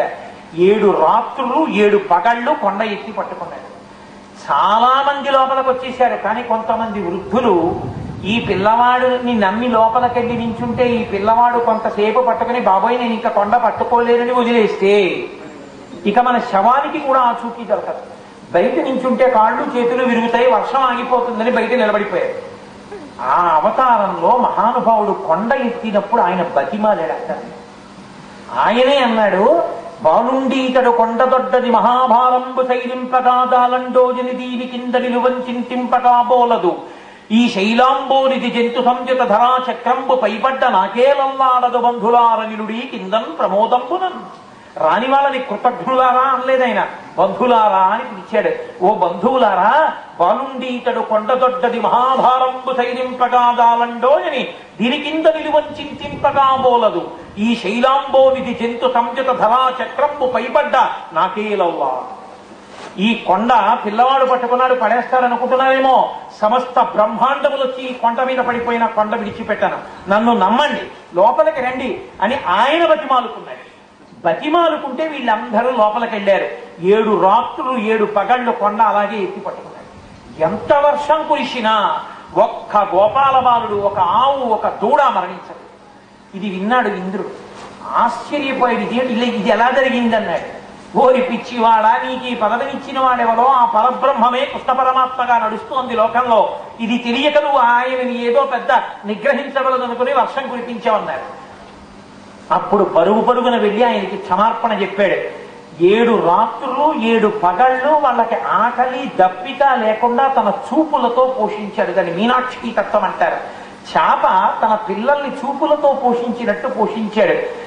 అందుకని గో అంటే ఆవులను, వింద రక్షించినవాడు. కామధేని వచ్చి ఆయనకి నమస్కారం చేసి అంది, నోరున్న మనుష్యులు నిన్ను బతిమాలి నీ దగ్గరికి చేరుతారు, కానీ నోరు లేని ఆవులు దూడలు అంబా నరిస్తే కొండ ఎత్తి పట్టుకుని మనుష్యులే లోపలికి రెండం లేదు. నా సంతతి ఆవుల్ని దూడల్ని కూడా కాపాడావు కృష్ణ, అందుకే గోవులను కాపాడిన వాడు గోవిందుడు అని గోవిందనామంతో నీకు పట్టాభిషేకం చేస్తానండి. సురభిక్షీరములం సుందాలతానీత నిర్జర గంగాంబువులం, ఆ ఆకాశగంగలో ఉండేటటువంటి నీళ్లని తన తొండంతో పట్టుకుని ఐరావతం, కామధేనువు తన పాలతో వస్తుంటే ఇంద్రుడి తల్లి అదితి ఇంద్రుడితో కలిసి వచ్చింది. ఆ ఇంద్రుడు ఆ కామధేనువు యొక్క పాలని ఆ చిన్ని కృష్ణుడి మీద 8 ఏళ్ల పిల్లవాడి తల మీద పోసి నీకు గోవిందా అని పట్టాభిషేకం చేస్తున్నాను. ఇది నీకు నీవుగా కష్టపడి సంపాదించుకున్న నామం. 7 రాత్రులు 7 పగళ్ళు ఎత్తి పట్టుకున్నావు. 7 రాత్రులు 7 పగళ్ళు పట్టుకోవడం అంటే ఏమిటో తెలుసా అండి? 80 ఏళ్ళు బతకండి, 100 ఏళ్ళు బతకండి, 90 ఏళ్ళు బతకండి, 70 ఏళ్ళు బతకండి. మనిషి బతికేది, మనిషి చచ్చిపోయేది 7 రోజులు. ఆది సోమ మంగ బుధ గురు శుక్ర శని ఈ 7 రోజులు తప్ప బతకడానికి ఇంకెందో రోజు ఉండదు. ఎన్నేళ్లు బతికినా 7 రోజులే బతుకుతాడు, ఎన్నేళ్లు బతికినా 7 రోజుల్లోనే చచ్చిపోతాడు. 7 రాత్రులు 7 పగళ్ళు కొండ ఎత్తి పట్టి రక్షించాడంటే నీ ఆయుర్దాయమున్నంత కాలము మిమ్మల్ని రక్షించగలిగిన వాళ్ళను నేనని ప్రతిజ్ఞ చేసి పట్టుకుని ఆ నామాన్ని సంపాదించుకున్నాడు. అందుకే గోవింద అన్న నామం చెప్తే మాత్రం ఈశ్వరుడు ఉలిక్కి పడతాడు. అయ్య బాబాయ్, మిగిలినటువంటి నామాలంటే ఏవో గౌణములుగా వచ్చాయి, కానీ ఈ గోవింద నామాన్ని మాత్రం కష్టపడి నేనే సంపాదించుకున్నాను. ఎవరో గోవిందా అంటున్నాడు కాబట్టి నేను వాడిని రక్షించాలంటట. అందుకే మనం చూడండి, భగవంతుని యొక్క రక్షణ కోరుకొని అన్నిటికీ గోవిందాయి. తల్లి పిల్లవాడు పుడతాడు, ఆ పుట్టిన పిల్లవాడిని ఒళ్ళో కూర్చోబెట్టుకుని మొట్టమొదట నేర్పేది ఏంటంటే 2 చేతులు పైకెత్తి జోదలు పెట్టించడం నేర్పి గోవిందా గోవిందా అలా నేర్పగా వాడు అమ్మ ఏది నాన్న చెప్పు గోవిందా గోవిందా అంటే వాడు 2 చేతులు ఎత్తిలా. ఆఫీస్ నుంచి భర్త ఇంటికి రాగానే ఏమందో మన పిల్లాడికి జోద పెట్టడం వచ్చిందంట, ఏది చూపించంటారు. భార్య వాడిని ఒళ్ళో కూర్చోబెట్టలేదు, నాన్నగారు చూస్తారు చెప్పు గోవిందా గోవిందా గోవిందా గోవిందా అంటే వాడు ఇలా అంటే తల్లి తండ్రి మురిసిపోతారు. జీవిత ప్రారంభం గోవిందనామం, జీవిత ప్రారంభం గోవిందనామంతో జోద పెట్టడం. ఆఖరికి శరీరం పడిపోయిన తర్వాత పాడి పైకెత్తేస్తూ గోవిందా గోవింద. ఒకవేళ ఆయన ఎవరో వెళ్ళిపోయాడండి అని చెప్పవలసి వస్తే ఆయన గోవింద కొట్టేశాడండి అంటారు, ఓడిపోయాడండి అంటే ఆయన గోవింద కొట్టేశాడండి అంటారు. ఆఖరికి వెంకటాచలం క్యూ కాంప్లెక్స్ లో తలుపు తెరవకపోతే గోవిందా గోవింద గోవిందా గోవింద అవారిచారంటే తలుపులు తీయమంటారని గుర్తు. తలుపులు తీసేశారు, గోవిందా గోవిందా గోవిందా గోవిందా అంటూ వెళుతున్నారంటే తలుపులు తీసేశారని గుర్తు. ఆ నామాన్ని అందులో వస్తున్నటువంటి ధ్వనిని బట్టి, రాగాన్ని బట్టి ఓ వీళ్ళకి తలుపులు తీసేశారన్నమాట, అందరూ అలా అరుస్తూ పరిగెడుతున్నారంటే వైకుంఠం తలుపులు తెరిచారని గుర్తు. మనిషి పుట్టుక దగ్గర నుంచి మనిషి శరీరం విడిచిపెట్టే వరకు గోవిందనామం. అందుకే భోజనాలు పెట్టారనుకోండి, భోజన ప్రారంభకాలే గోవిందనామస్మరణే గోవిందా గోవింద. మళ్ళీ భోజన మధ్యకాలే గోవిందనామస్మరణే గోవిందా గోవింద. భోజనాలు చివర భోజనానంతకాలే గోవిందనామస్మరణే గోవిందా గోవింద అన్న తర్వాత అందరూ తినేశారని గుర్తు. ఒక్కసారి పంక్తిలో ఉన్న వాళ్ళందరూ లేచి నిల్చుంటారు. కాబట్టి గోవిందనామంతో మన జీవితాలు అంత ముడిపడిపోయాయి. అందుకే ఆ 7 కొండల వాడి దగ్గరికి వెళ్ళినప్పుడు ఇంకా ఎవ్వరూ వెంకటేశ్వర అందరూ గోవింద గోవింద. ఎంత నమ్మకం! రాత్రి లేదు పగలు లేదు, నెత్తి మీద పెట్టి పెట్టుకుని ఆ పెట్టి మీద పిల్లాన్ని కూర్చోపెట్టుకుని 2 రోజులు వైకుంఠం క్యూ కాంప్లెక్స్ లో నిలబడి ఎవరో పెట్టిన పులిహార తిని పిల్లవాడిని ఇలా మెడ మీద కూర్చోపెట్టుకుని పుట్టు చుట్టులు ఇచ్చేసి బోడిగుడ్డుతో ఉన్న పిల్లాడితో కాటేజీ లేకపోతే ఎముకలు కొరికేస్తున్న చలిలో వెంకటాచల పర్వతం మీద ఆ వైకుంఠానికి వెళ్ళేటటువంటి దారిలో ఉన్న షెడ్ లో పడుకుంటారు. పసిపిల్లలతో కలిసి పడుకుని ఆ లోపలికి వెళ్ళిపోతారు, బయటికి వచ్చేస్తారు. ఇచ్చిన ఒక్క లడ్డు ఇలా గిల్లుకుని నోట్లో వేసుకుని పరమ పవిత్రంగా ఇంటికి తెచ్చుకుని ప్యాసింజర్ రైల్లో తలస్నానం చేసి మట్టి పిడతలో దీపం పెట్టుకుని వెంకటేశ్వర దీపారాధన చేసి ఆ లడ్డూలో ఇన్ని అటుకులు ఇంత శనగపప్పు కలుపుకుని వీధిలో ఉన్న వాళ్ళందరికీ పెట్టుకుని తాము తింటారు. ఇంత పరమ పవిత్రంగా సామాన్యమైన భక్తుడు తన సనాతన ధర్మ వైభవానికి భక్తికి ప్రతినిధిగా నిలబడేటటువంటి లడ్డు. ఆ లడ్డు అంటే అది మామూలుగా తినే లడ్డు కాదు. పెద్దవాళ్ళు ఐశ్వర్యం ఉన్నవాళ్ళు 25 లడ్లు 50 లడ్లు పట్టుకెళ్ళగలరు. ఒక్క లడ్డిస్తే ఒక సామాన్యుడు అంత పొంగిపోయి పట్టుకెళ్ళి తింటాడు.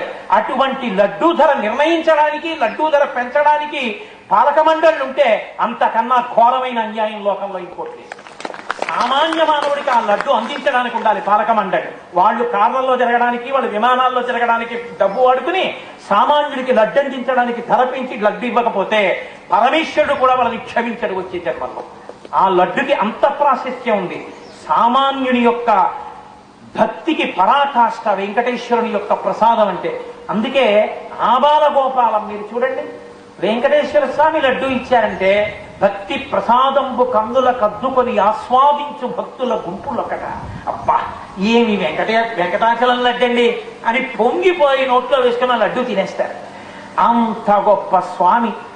పసిపిల్లల దగ్గర నుంచి అందరినీ తీసుకెళ్లి తల తీసి ఇత్తు మా ఇలవేలు పంచును తల వెంట్రుకలదిచ్చు ధన్యులొకట. మా ఇలవేల్పు ఆయనకేం కావాలి? ఈ సమస్త బ్రహ్మాండములను సృజించిన వాడు. కానీ మహానుభావుడు మా పాపములను తీసేయడం కోసమని పాపములకు స్థానములైనటువంటి ఈ వెంట్రుకల్ని పుచ్చుకొని మా పాపాలు తీసేస్తున్నాడని ఆ తల వెంట్రుకలనిచ్చి కొండ మీద ఎక్కడ చూసినా గోవిందనామమే. సనాతన ధర్మానికి ఆయువు పట్టు. సనాతన ధర్మంలో ఉన్న భక్తుడి జీవిత ప్రారంభం నుంచి జీవిత చరమాంకం వరకు వెంకటేశ్వరుడితో ముడిపడిపోతుంది. అంత పరమపావనమైన కొండ, అంత పరమపావనమైన స్వామి. వెంకటేశ్వర దర్శనానికి వెళ్ళిన వాళ్ళు మాత్రం ఒక విషయం బాగా జ్ఞాపకం పెట్టుకోవాలి. మీరు వెంకటేశ్వరుడి దర్శనాన్ని తిన్నగా వెళ్ళి చేసేస్తే దర్శనం చెయ్యనట్టే వేస్తారు ఖాతాలో. వెంకటేశ్వర దర్శనానికి వెళ్ళినప్పుడు వెంకటేశ్వరుడు ఆదివరాహస్వామి వారికి మాట ఇచ్చాడు. మొట్టమొదట వాళ్ళిద్దరూ కొండ మీద కలుసుకున్నారు. స్థలం మౌల్యేన గృహ్యతాం అన్నాడు ఆయన ఆదివరాహస్వామి. ఇది కలియుగం, ఎవడు ముందొచ్చి ఆక్రమించాడో వాడిదే. ఈ కొండ మీదకి మేము ముందొచ్చాం కాబట్టి ఈ కొండ మాది అంటే మరి మేము ఉండాలి కలియుగంలో ఎలా అన్నారు. అదేమిటంటే వరాహస్వామి ఒకరు, వెంకటేశ్వర స్వామి ఒకరా అని అడక్కండి. ఒక దీపంలో 2 ఒత్తులు వెలుగుతుంటాయి. 2 దీపాలుగా ఉన్నా, 2 ఒత్తులున్నా, 2 ఒకేలా వెలుగుతున్నా, 2 జ్యోతులుగా వెలుగుతున్నా, 2 జ్యోతులు కలిపి స్వభావం ఒకటేనా కాదా? ఒక ప్రమిదలో 2 జ్యోతులు వెలగ్గాలేంది, ఒక పరమాత్మ 2 రూపాలతో కలుసుకుంటే మీకు వచ్చిన కష్టమేమిటి? కాబట్టి ఒకనాడు రామ పరశురాములుగా కలుసుకున్నాడు, ఒకనాడు ఆదివరాహమూర్తి వెంకటేశ్వరుడిగా కలుసుకున్నాడు. కలియుగ లక్షణం కాబట్టి అయ్యా మాకు ఇక్కడ స్థలం ఇవ్వండి అంటే ఏదైనా డబ్బు ఇవ్వండి మీకు ఇస్తామన్నారు. బహుశా ప్రపంచంలో మొట్టమొదటి లీజ్ అగ్రిమెంట్ రాసుకున్నవాడు వెంకటేశ్వరుడు ఒకడే. ఆయన అన్నాడు నాకు ఇక్కడ స్థలం శాశ్వతంగా అక్కర్లేదు, శ్వేతవరాహ కల్పమైపోయేంత వరకు కలియుగంలో ఇక్కడ ఉంటాను, ఉండి భక్తుల్ని రక్షిస్తాను. కాబట్టి కొన్నాళ్ళు ఉండడానికి నీడ చెరుగుల చింత చెట్టు అని ఉండేది పూర్వం, ఆ నీడ నాకు ఇమ్మని అడిగాడు. ఆయన అన్నారు ఏదైనా డబ్బిచ్చి పుచ్చుకోండి అన్నారు. అంటే లక్ష్మీదేవి కొల్హాపురంలో ఉంది కాబట్టి డబ్బు ఎక్కడ ఇవ్వగలను, మీకు ఒక వరం ఇస్తున్నాను. ప్రథమం దర్శనం చాస్యాత్ నైవేద్యం క్షీరశేషనం ఇదమేవ వరం ద్రవ్యం దదామి కరుణానిధే. ఈ కొండ మీ పేరు మీదే ఉంటుంది కానీ మీకు వరం, ఈ కొండ మీదకి వచ్చిన వాళ్ళు మొదట మీ దర్శనం చేసుకుని నా దగ్గరికి వస్తేనే నేను నన్ను దర్శనం చేసినట్టు ఖాతాలో వేస్తాను. మీ దర్శనం చెయ్యకుండా నా దగ్గరికి వస్తే వాళ్ళు వచ్చి నన్ను చూసి వెళ్ళినా వాళ్ళు కొండకి రానట్టు, వాళ్ళు నా దర్శనం చెయ్యనట్టే ఖాతాలో వేస్తాను. మొదటి నైవేద్యం మీకే పెడతారు. ధ్వజస్తంభం ఉండదు, ఉత్సవాలు ఉండవు, ఉత్సవాలు మాకు జరుగుతాయి. కానీ మొదటి దర్శనం, మొదటి నైవేద్యం మీదే. అందుకే వెంకటాచలం వెళ్ళి వెంకటేశ్వర స్వామి వారి దర్శనం చేసిన పుణ్యాన్ని పొందాలి అంటే మొట్టమొదట ఆదివరాహ స్వామి వారి దర్శనం చేసుకున్న తర్వాతనే వెంకటేశ్వర దర్శనానికి వెళ్ళాలి. ఇది మాత్రం మీరు చాలా జాగ్రత్తగా జ్ఞాపకం పెట్టుకోవాలి. ఆదివరాహ స్వామి దర్శనాన్ని విడిచిపెట్టి వెంకటేశ్వర దర్శనానికి వెళ్ళకండి. ముందు ఆదివరాహమూర్తిని దర్శించండి, తర్వాత వెంకటేశ్వర దర్శనం చెయ్యండి. అంతటి మహానుభావుడైనటువంటి వెంకటరమణుడు గోవిందనామంతో ప్రఖ్యాతి వహించి ఇలవేలుపై కొంగు బంగారమై ఎక్కడ ఎవరు ఉండి ఏ ఆపదలో ఆయనని తలుచుకున్నా రక్షిస్తూనే ఉన్నాడు. నేను ఒకసారి వెంకటాచలం వెళ్ళినప్పుడు చూశాను. ఒక ఆయన పొర్లుదండాలు మాడవీధుల్లో పెడుతున్నాడు. మాడవీధులంతా పొర్లుదండాలు. పూర్ణ వాన పడిపోతుంటే ఆయన దొల్లుతున్నప్పుడు చెవుల్లోకి నీళ్ళు వెళ్ళిపోతున్నాయి. అయినా ఆగకుండా దొల్లుతూనే ఉన్నాడు. మీరు చూడండి, ఆ తులాభారంలో అలా పిల్లల్ని చూస్తూనే ఉంటారు. ఏ రాత్రి ఏ ఇల్లాలి మంగళసూత్రాలకి ఆపదొచ్చిందో, ఎవరు మొక్కుకుందో, ఏ తల్లి బిడ్డలు లేక ఆయనకి మొక్కుకుని తల్లి అయిందో, అమ్మా అని పిలిపించుకుందో, పుట్టుకు గొడ్రాళ్లకు బిడ్డలిచే గోవిందుడే అమ్మా అని పిలిపించుకున్నందుకు పిల్లాన్ని తులాభారం వేస్తారు. ఎవరికి ఏ ఆపదలోంచి గట్టెక్కించాడో, ఏ ఇంట ఆడపిల్ల పెళ్ళవక బెంగ పెట్టుకున్న తల్లిదండ్రులు ఆయన్ని ప్రార్థన చేస్తే పెళ్ళయ్యేటట్టు చేశాడో, ఎంతమంది నూతన వధూవరులు అక్కడికి వచ్చి స్వామికి నమస్కారం చేస్తారు, ఎంతమంది ఎన్ని సేవలో అక్కడికి వెళ్ళి నిశ్చలమైన భక్తితో నిలబడి నమస్కరిస్తే చాలు. మనం ఏం చేశాము అన్న దాంతో సంబంధం లేదు. మీరు పరమ భక్తితో అక్కడికి వెళ్ళి నిలబడి నమస్కరించగలిగితే చాలు. ఒక్కొక్క క్షేత్రంలో ఒక్కొక్క రకమైన ఉత్సవం ఉంటుంది. పళని విడితే కావడి పట్టుకోవాలి, వైకోం విడితే పాయసం పంచిపెట్టాలి, అలాగే గురువాయూరు విడితే అక్కడ నారాయణీయాన్ని పారాయణం చేసుకోవాలి, రామేశ్వరం విడితే గంగానదీ జలాలతో అభిషేకం చెయ్యాలి, కాశీ విడితే రామేశ్వరంలో సముద్రం ఇసుక పట్టుకెళ్లి గంగానదిలో కలపాలి. అలాగే ఒక్కొక్క క్షేత్రానికి తిరుపెట్రియాలు విడితే అక్కడ మందుగుండు సామాను పేలుస్తారు. ఆ మందుగుండు సామాను పేల్చాలి మన డబ్బుతోటి. ఒక్కొక్క క్షేత్రంలో ఒక్కొక్క కైంకర్యం. వెంకటాచల క్షేత్రంలో హుండీలో డబ్బు వేయడమే కైంకర్యం. హుండీలో డబ్బు వేయడం అంటే ఆయన డబ్బు లేక కాదు, మన డబ్బు పుచ్చుకోవాలని కాదు. మనకు అత్యంత ప్రీతిపాత్రమైన ద్రవ్యాన్ని మనం అందులో వెయ్యడము అంటే అర్థం ఏమిటో తెలుసా అండి? ఈశ్వర, అన్నిటికన్నా మనకి ప్రీతిపాత్రము, అన్ని సుఖములను మనం అనుభవించడానికి కారణం ఏమిటంటే కన్ను, చెవి, ముక్కు, నాలుక, చర్మము. ఈ 5. కళ్ళు లేవు, ఏం చూస్తాడు? చెవులు లేవు, ఏం వింటాడు? నాలుక లేదు, ఏం రుచి చూస్తాడు? ముక్కు లేదు, ఏం వాసన పీలుస్తాడు? చర్మం లేదు, ఏం స్పర్శ తెలుసుకుంటాడు? ఈ 5 తీసేసి మనిషిని పెట్టారనుకోండి, ఏమిటి సుఖం వాడికి? నాలిక మీద నిప్పెట్టినా ఒకటే, బందరు లడ్డు పెట్టినా ఒకటే. కన్ను లేదు, ఎక్కడికి తీసుకెళ్ళేం ఉపయోగం? చెవులు లేవు, ఏం వింటాడు? ఎక్కడికి తీసుకెళ్ళాలి? ఏ సంగీతం వింటాడు? ఏ పాట వింటాడు? ఏ ఉపన్యాసం వింటాడు? అన్ని సుఖములకి కారణము ఈ 5 ఇంద్రియములు. ఈ 5 ఇంద్రియములు మనం పెట్టుకోలేదు. పరమేశ్వరుడు కరుణామయుడై కన్ను పెట్టాడు. ఈ కన్ను మనం ఎక్కడ చలానా కట్టి ఏ కొట్లోంచి తెచ్చి అమ్మ కడుపులో ఉండగా పెట్టుకున్నాం. చెవికి వినికిడి శక్తి ఎవరిచ్చారు? చెవికి వినికిడి లేని వాళ్ళు, కంటి చూపు లేని వాళ్ళు జీవితంలో ఎంత బాధపడుతున్నారో చూస్తే మనం ఎంత అదృష్టవంతులమో తెలుస్తుంది. ఈ అవయవాలు ఇచ్చాడు, బిడ్డల్ని ఇచ్చాడు, తిన్నది జీర్ణమయ్యే శక్తి ఇచ్చాడు. ఇన్ని ఇచ్చిన ఈశ్వర, నాకు నువ్వు ఇచ్చినవన్నీ నీ ప్రసాదంగా నువ్వు చెప్పినట్టే నేను వినియోగిస్తాను తప్ప ఈ కంటితో చూడకూడనివి చూడను, ఈ చెవితో వినకూడనివి వినను, ఈ ముక్కుతో వాసన చూడకూడనివి చూడను, ఈ చర్మంతో ముట్టుకోకూడనివి ముట్టుకోను, ఈ నాలుక మీద పెట్టుకోకూడనివి పెట్టుకోను. తండ్రి, అలా నేను నిలబడి నువ్వు నాకు వీటిని ఇచ్చినందుకు వాటిని మర్యాదగా వాడుకోగలిగిన శక్తిని నాకు కృప చెయ్యి అని అడగడం, ప్రమాణం చెయ్యడమే ఆ హుండీలో ద్రవ్యాన్ని సమర్పించడం. కాబట్టి హుండీలో డబ్బు వేశామంటే నేను 10,000 వేశాను, నేను 20,000 వేశాను, నేను 7 కోట్లు వేశాను కాదు. మనం ఈశ్వరుడి పట్ల నిబద్ధతతో ఎలా బ్రతుకుతున్నాం, ఆయన ఇచ్చిన కంఠాన్ని మనం ఎలా ఉపయోగిస్తున్నాం. నీకు 4 శ్లోకాలు వచ్చు, చదువు. నీకు విష్ణు సహస్రం వచ్చు, చదువుకో. నీకు భగవన్నామం వచ్చు, చెప్పుకో. నీకు 4 మాటలు వచ్చు, ఉపన్యాసం చెప్పుకో. నీకు పరమేశ్వరుడు కంఠం ఇచ్చాడు కాబట్టి ఉపన్యాసం చెప్పగలుగుతున్నావు. నేను సామర్లకోటలో ఉద్యోగం చేసే రోజుల్లో కాకినాడ నుంచి వెడుతుంటే పాపం కంఠం లేని వాళ్ళు, మూగి పిల్లలందరూ కలిసి ఎక్కేవారు.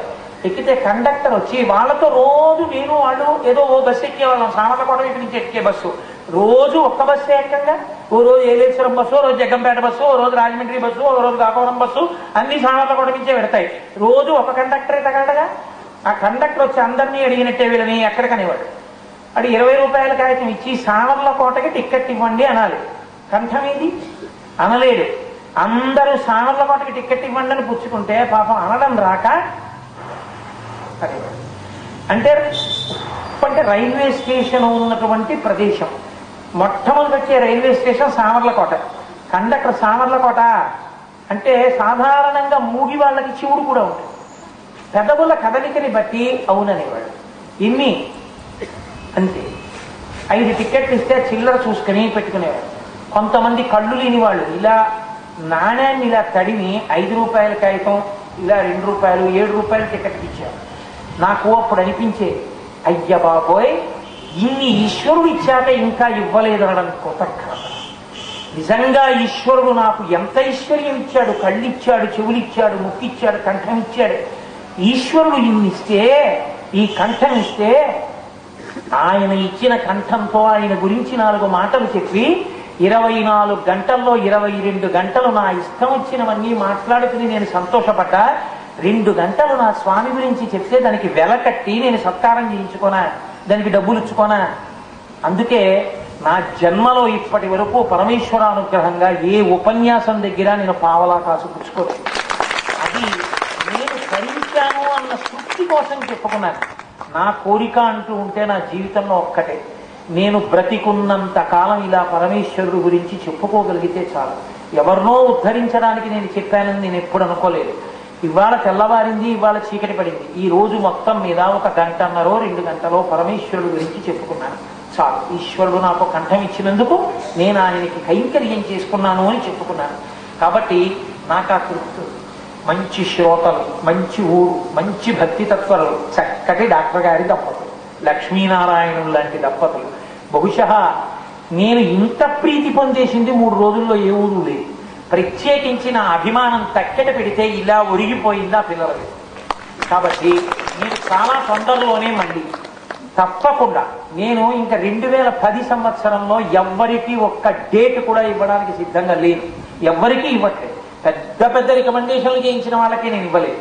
కానీ అది కూడా ఏదో చాలా మంచి కాలాన్ని వెతికి మీ అందరూ ఎండ పడకుండా హాయిగా కూర్చోవడానికి వీలైన రోజుల్లో కాకినాడ పట్టణం నుంచి ఎంత శ్రమైనా సరే ప్రతిరోజు వచ్చి చెప్పి ఇంటికి వెళ్ళి నేను మీకు తప్పకుండా సుందరకాండ చెప్తాను అని సభాముఖంగా వాగ్దానం చేశాను. మీ అందరూ కూడా మీరు చెప్పిన దాంట్లో ఏమైనా చెప్పగలిగానో చెప్పలేకపోయానో, కానీ ఇంత పరమభక్తితో మీ అందరూ విన్నందుకు మీ అందరికీ నా కృతజ్ఞతలను ఆవిష్కరిస్తూ నేను మిమ్మల్ని ప్రార్థన చేసేది ఒక్కటే. 7:30 రైలు వెళ్ళిపోతుంది. ఎప్పుడూ ఇలా పెట్టుకోలేదు, వాచి పెట్టుకున్నాను. కాబట్టి దయచేసి మీ ఎవ్వరూ కూడా ఇవాళ నేను వెళ్ళిపోయే పర్యంతము లేవు. మీరు లేస్తే నేను రైలు అందుకోవడం కష్టమైంది. నాతో పాటు వచ్చేవాళ్ళు కొంతమంది ఆ రైల్లో ఉన్నారు, వాళ్ళు చాలా ఆందోళన పడిపోతారు. అందుకని ఇంకొక 5 నిమిషాల్లో నేను ఇక్కడి నుంచి బయలుదేరుతాను. కోటేశ్వరరావు గారి కారు వెళ్ళిపోయింది అని నిర్ణయం చేసుకున్న తర్వాత మీరు లేవండి. అప్పటి వరకు గోవిందనామని చెప్పుకోండి, ప్రసాద స్వీకారం చేయండి. కాబట్టి దయచేసి ఈ ఒక్క సహకారం మీరు నాకు చేసి పెట్టండి. మీకు మళ్ళీ వచ్చి సుందరకాండ చెప్పే పూచి నాది. కాబట్టి దయచేసి ఇవాళ మీరు వెళ్ళిపోయే వరకు మాత్రం ఎవ్వరూ లేవద్దు అని మనవి చేస్తూ స్వస్తి. మంగళాశాసనపరై మదాచార్య పురోగమై సర్వైశ్చ పూర్వైరాచార్యై సత్కృతాయాస్తు మంగళం. మంగళం కోసలేంద్రాయ మహనీయ గుణాత్మనే చక్రవర్తి తనూజాయ సర్వభౌమాయ మంగళం. ఉమాకాంతాయ కాంతాయ కామితార్థప్రదాయినే శ్రీగిరీశాయ దేవాయ మలినాథాయ మంగళం. కరచరణకృతం వా కర్మవాక్కాయజం వా శ్రవణమైనజం వా మానసం వాపరాధం విహితం వా సర్వమేత్తక్షమస్వా శివ శివ కరుణాబ్ధే శ్రీ మహాదేవ శంభో. సర్వం శ్రీ ఉమామహేశ్వర పరబ్రహ్మార్పణమస్తు. స్వస్తి. నాన్న డాక్టర్ గారు మీ అభిమానం కోసం స్వీకరించడం సరళంగా సుబ్రహ్మణ్యం గారిని వేదిక మీదకి రావాల్సిందిగా కోరుతున్నాము. గణపతి జ్యేష్ఠరాజం బ్రహ్మణస్పదానుశృంగం లోచభిస్తేదసాదనం సైజనేన సవిషాజన్మనాథపుత్రైర్వాజం భరదేశనానృభిః దేవానాన్యః పితరమావికాసతిష్ట श्रद्धामना मनिषा ब्रह्मणस्पतिम् प्रणो देवी सरस्वती पादे पूर्वाचमीपति धीनाकवित्रजवदो आनो दिवो प्रणतः पर्वतादा सरस्वती हृतागन्तजज्ञम् हवन् देवी चतुषाणा कृतादे भस्मान्नो भाजपटे शृणोतु श्रीमहागणाधिपतये नमः श्रीमहासरस्वत्यै नमः श्रीगुरुभ्यो नमः हरिः ओम् दिवे दिवे विदतं वेदवत्तमं गोमागो अग्नेयमागो अश्वे यज्ञो बृहत्प्रसादमिदप्रभृत्यः विगतबन्धस्तभावानो आद्याय स्वसन्ते यहत्पस्तारमग्रिगं विश्वरो भवदुपये संवत्सरे भवदपोषयित्नदेवस्वत्सर्वराणस्य स्वा यतो वेरःकर्मण्यस्तु भक्षोजग्रबाजाय देवकामः शिवस्तकरहाकः विभक्कोशपदर्पणान् यज्ञे यज्ञानवदवान् विषङ्गरोपश्वपरोपजोधा सृष्टे वेरोजायते देवकामः प्रदान्तस्ताविश्यधनाभिमदे ज्ञानो दिवः शिवो सदोसरस्वदस्तमञ्जो विश्वदर्शनः दुःखेमहि प्रदामितुम् एते सरस्वहोर्मयोपजमञ्जोकृतश्रितः तेषान्ते सुन्दमेमहे यस्य प्रथम वशभोजन्ति सर्वे यस्य प्रथमपतिष्ठन्तापः यस्य प्रसेतु श्रीमधर्मविद्दस्तकोसरस्वन्दमपदेवेम गिरियवादिवृतस्य देवानामजन्मदान् हव्यमाहतिं प्रदान्ते विडिदोहरे तस्यै विश्वत्रिये हविस्सने बाल्ये जुहोदरा इन्द्रं वो विश्वदस्परेन्द्रं नरः असितवर्णाहरयस्व वर्णामि मामता नादिपङ्कटङ्गे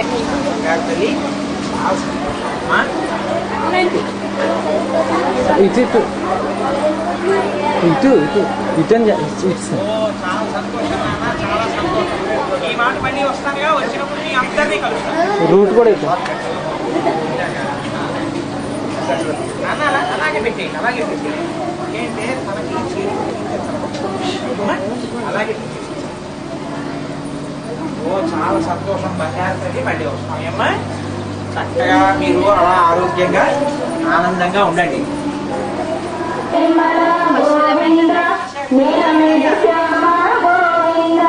పురాణ పురుష గోవింద పుండరీకాక్ష గోవింద నందనందన గోవింద హరి గోవింద గోకుల నందన గోవింద పశుపాలక శ్రీ గోవింద పాప విమోచన గోవింద దుష్ట సంహారణ గోవింద దురిత నివారణ గోవింద.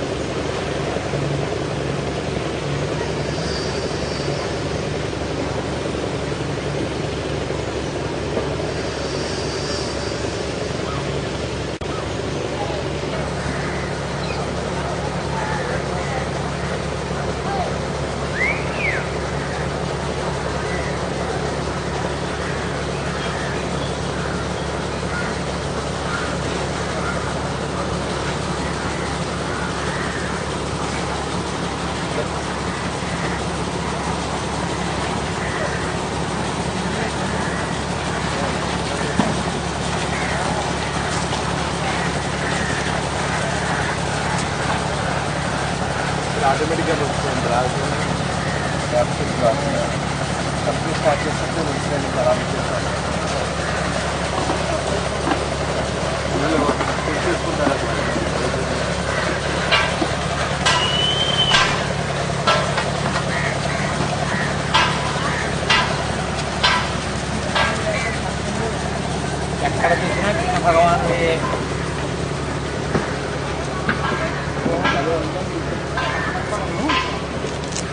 అయిపోయింది.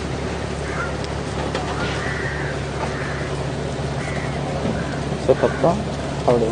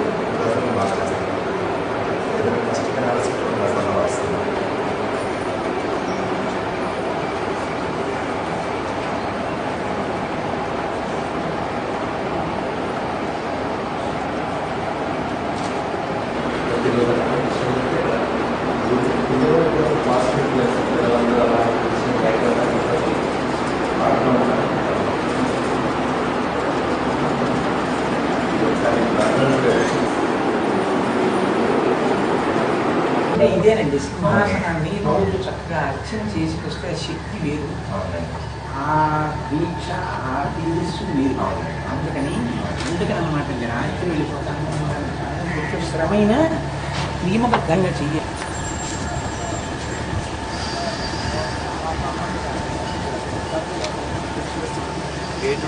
రానంటే ఇప్పుడు కూడా వర్క్ చేసుకుంటానికి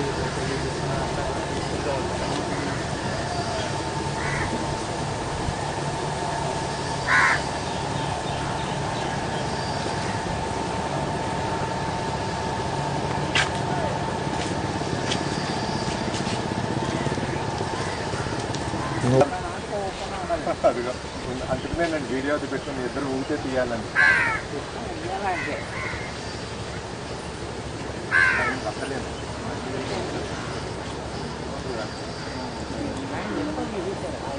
ఇదంటే 50 మంది ఎక్కినా ఏమవుతుంది.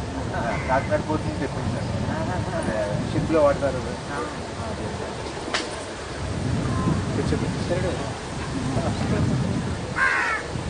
అంటాం లేదు, పరమేశ్వరుడు అంతటి వాడు ఊళ్ళో పోకుండా ఉండలేడు, మనం ఎంతటి వాడు. అక్కర్లేదు నాన్న, అక్కర్లేదు, నేను ఊగుతానమ్మా. అలా హాయిగా ఉంటుంది ఊళ్ళో ఊగడం. సబ్జెక్ట్ ఎవరు కనిపించాడో కానీ ప్రపంచంలో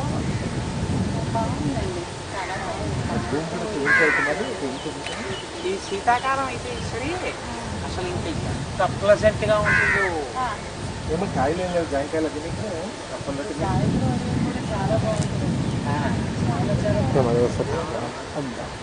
పువ్వులన్నీ ఇంటికి తీసుకు నుంచే వస్తాయండి. సంపెంగులు అన్నీ ఉన్నాయి, రాజు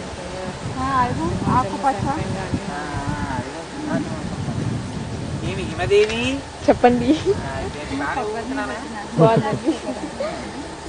అమ్మను కూడా కూర్చోబెట్టండి. అమ్మ ఇదిగో అమ్మ ఊగుతుంది, ఎదుగుతారు వాళ్ళ పిల్లలటండి, వారి కోరిక కాదని ఫోన్లే. నీ కోరిక కోసం కూర్చున్నాను కదా హిమదేవి, రోజు పూజకి వాటికి ఏర్పాటు చేసినందుకు నీ కోరిక తీర్చాను. చాలా థ్యాంక్స్.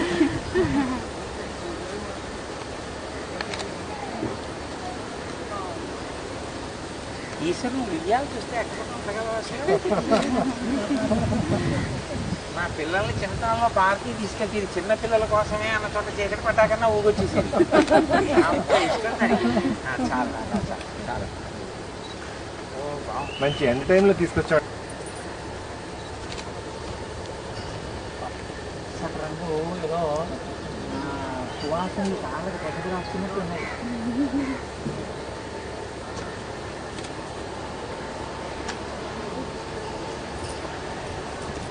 వచ్చేప్పుడు ఆవులు ఇక్కడే ఉంటాయి అన్నమాట అండి. వరండాలో ఉంటే ఇక్కడ 2 ఎడ్ల బండ్లు పెట్టి అది గోశాల కింద ఉండదు అన్నమాట. తర్వాత ఇది మార్చేసి గోల్కి షెడ్ అక్కడ రెడీగా వేయించాను అన్నమాట. తీసుకున్నప్పుడు కొబ్బరి అందుకు భయం ఉంటుంది. వాటి జోలికి వెళ్ళాం. ఈశ్వరుడు వాటిని వద్దన్నాడు.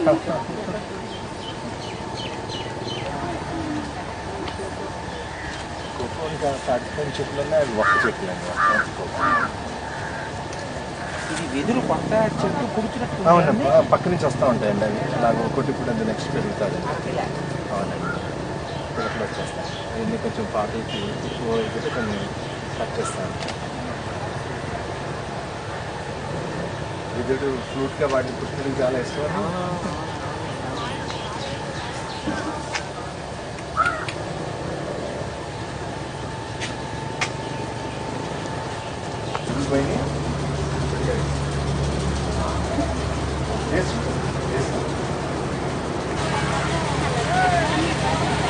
చూడలేదమ్మా, విద్యుత్ కలుసుకోవాలి.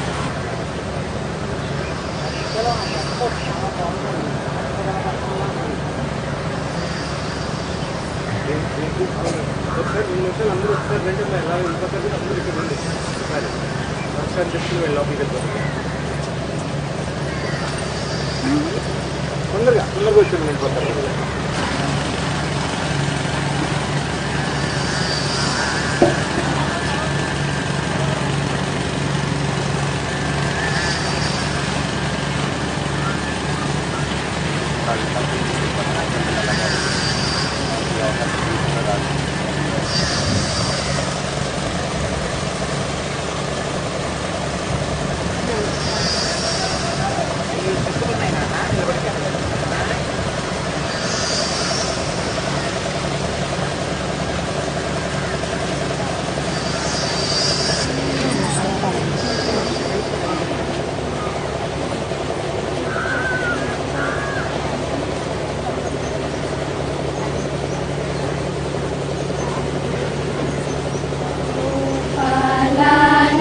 గోపాల గోపాల నంద గోపాల ఎన్నాళ్ళని నా కన్నులు కాయగా ఎదురు చూతురా గోపాల ఎంత పిలచినా ఎంత వేడినా ఈనాటికి దయరాదేలా ఎంత పిలచినా ఎంత వేడినా ఈనాటికి దయరాదేలా గోపాల నంద గోపాల గోపాల నంద గోపాల వీణుల విందుగా వేణుగానము వినితరింతగా వేచితిరా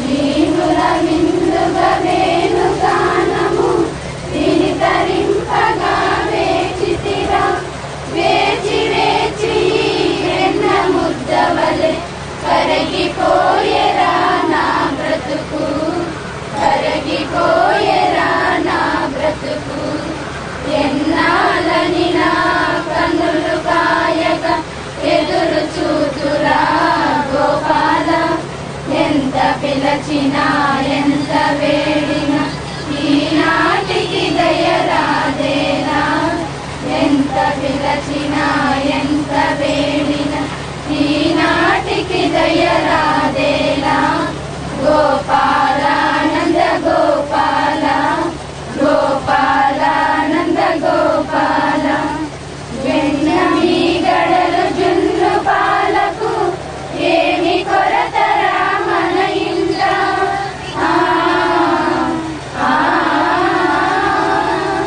వెన్న మీ గడలు జున్ను పాలకు ఏమి కొరతరా మన ఇంట పాలను ముచ్చని పరుల చేతిలో దెబ్బలు తినకురా కన్నయ్య పాలను ముచ్చని పరుల చేతిలో దెబ్బలు తినకురా కన్నయ్య ఈ తల్లి హృదయము ఓర్వలేదయ్యా ఎన్నాళ్ళని నా కన్నులు కాయగా ఎదురు చూతురా గోపాల ఎంత పిలచినా ఎంత వేడినా ఈనాటికి దయరాదేలా ఎంత పిలచినా ఎంత వేడినా ఈనాటి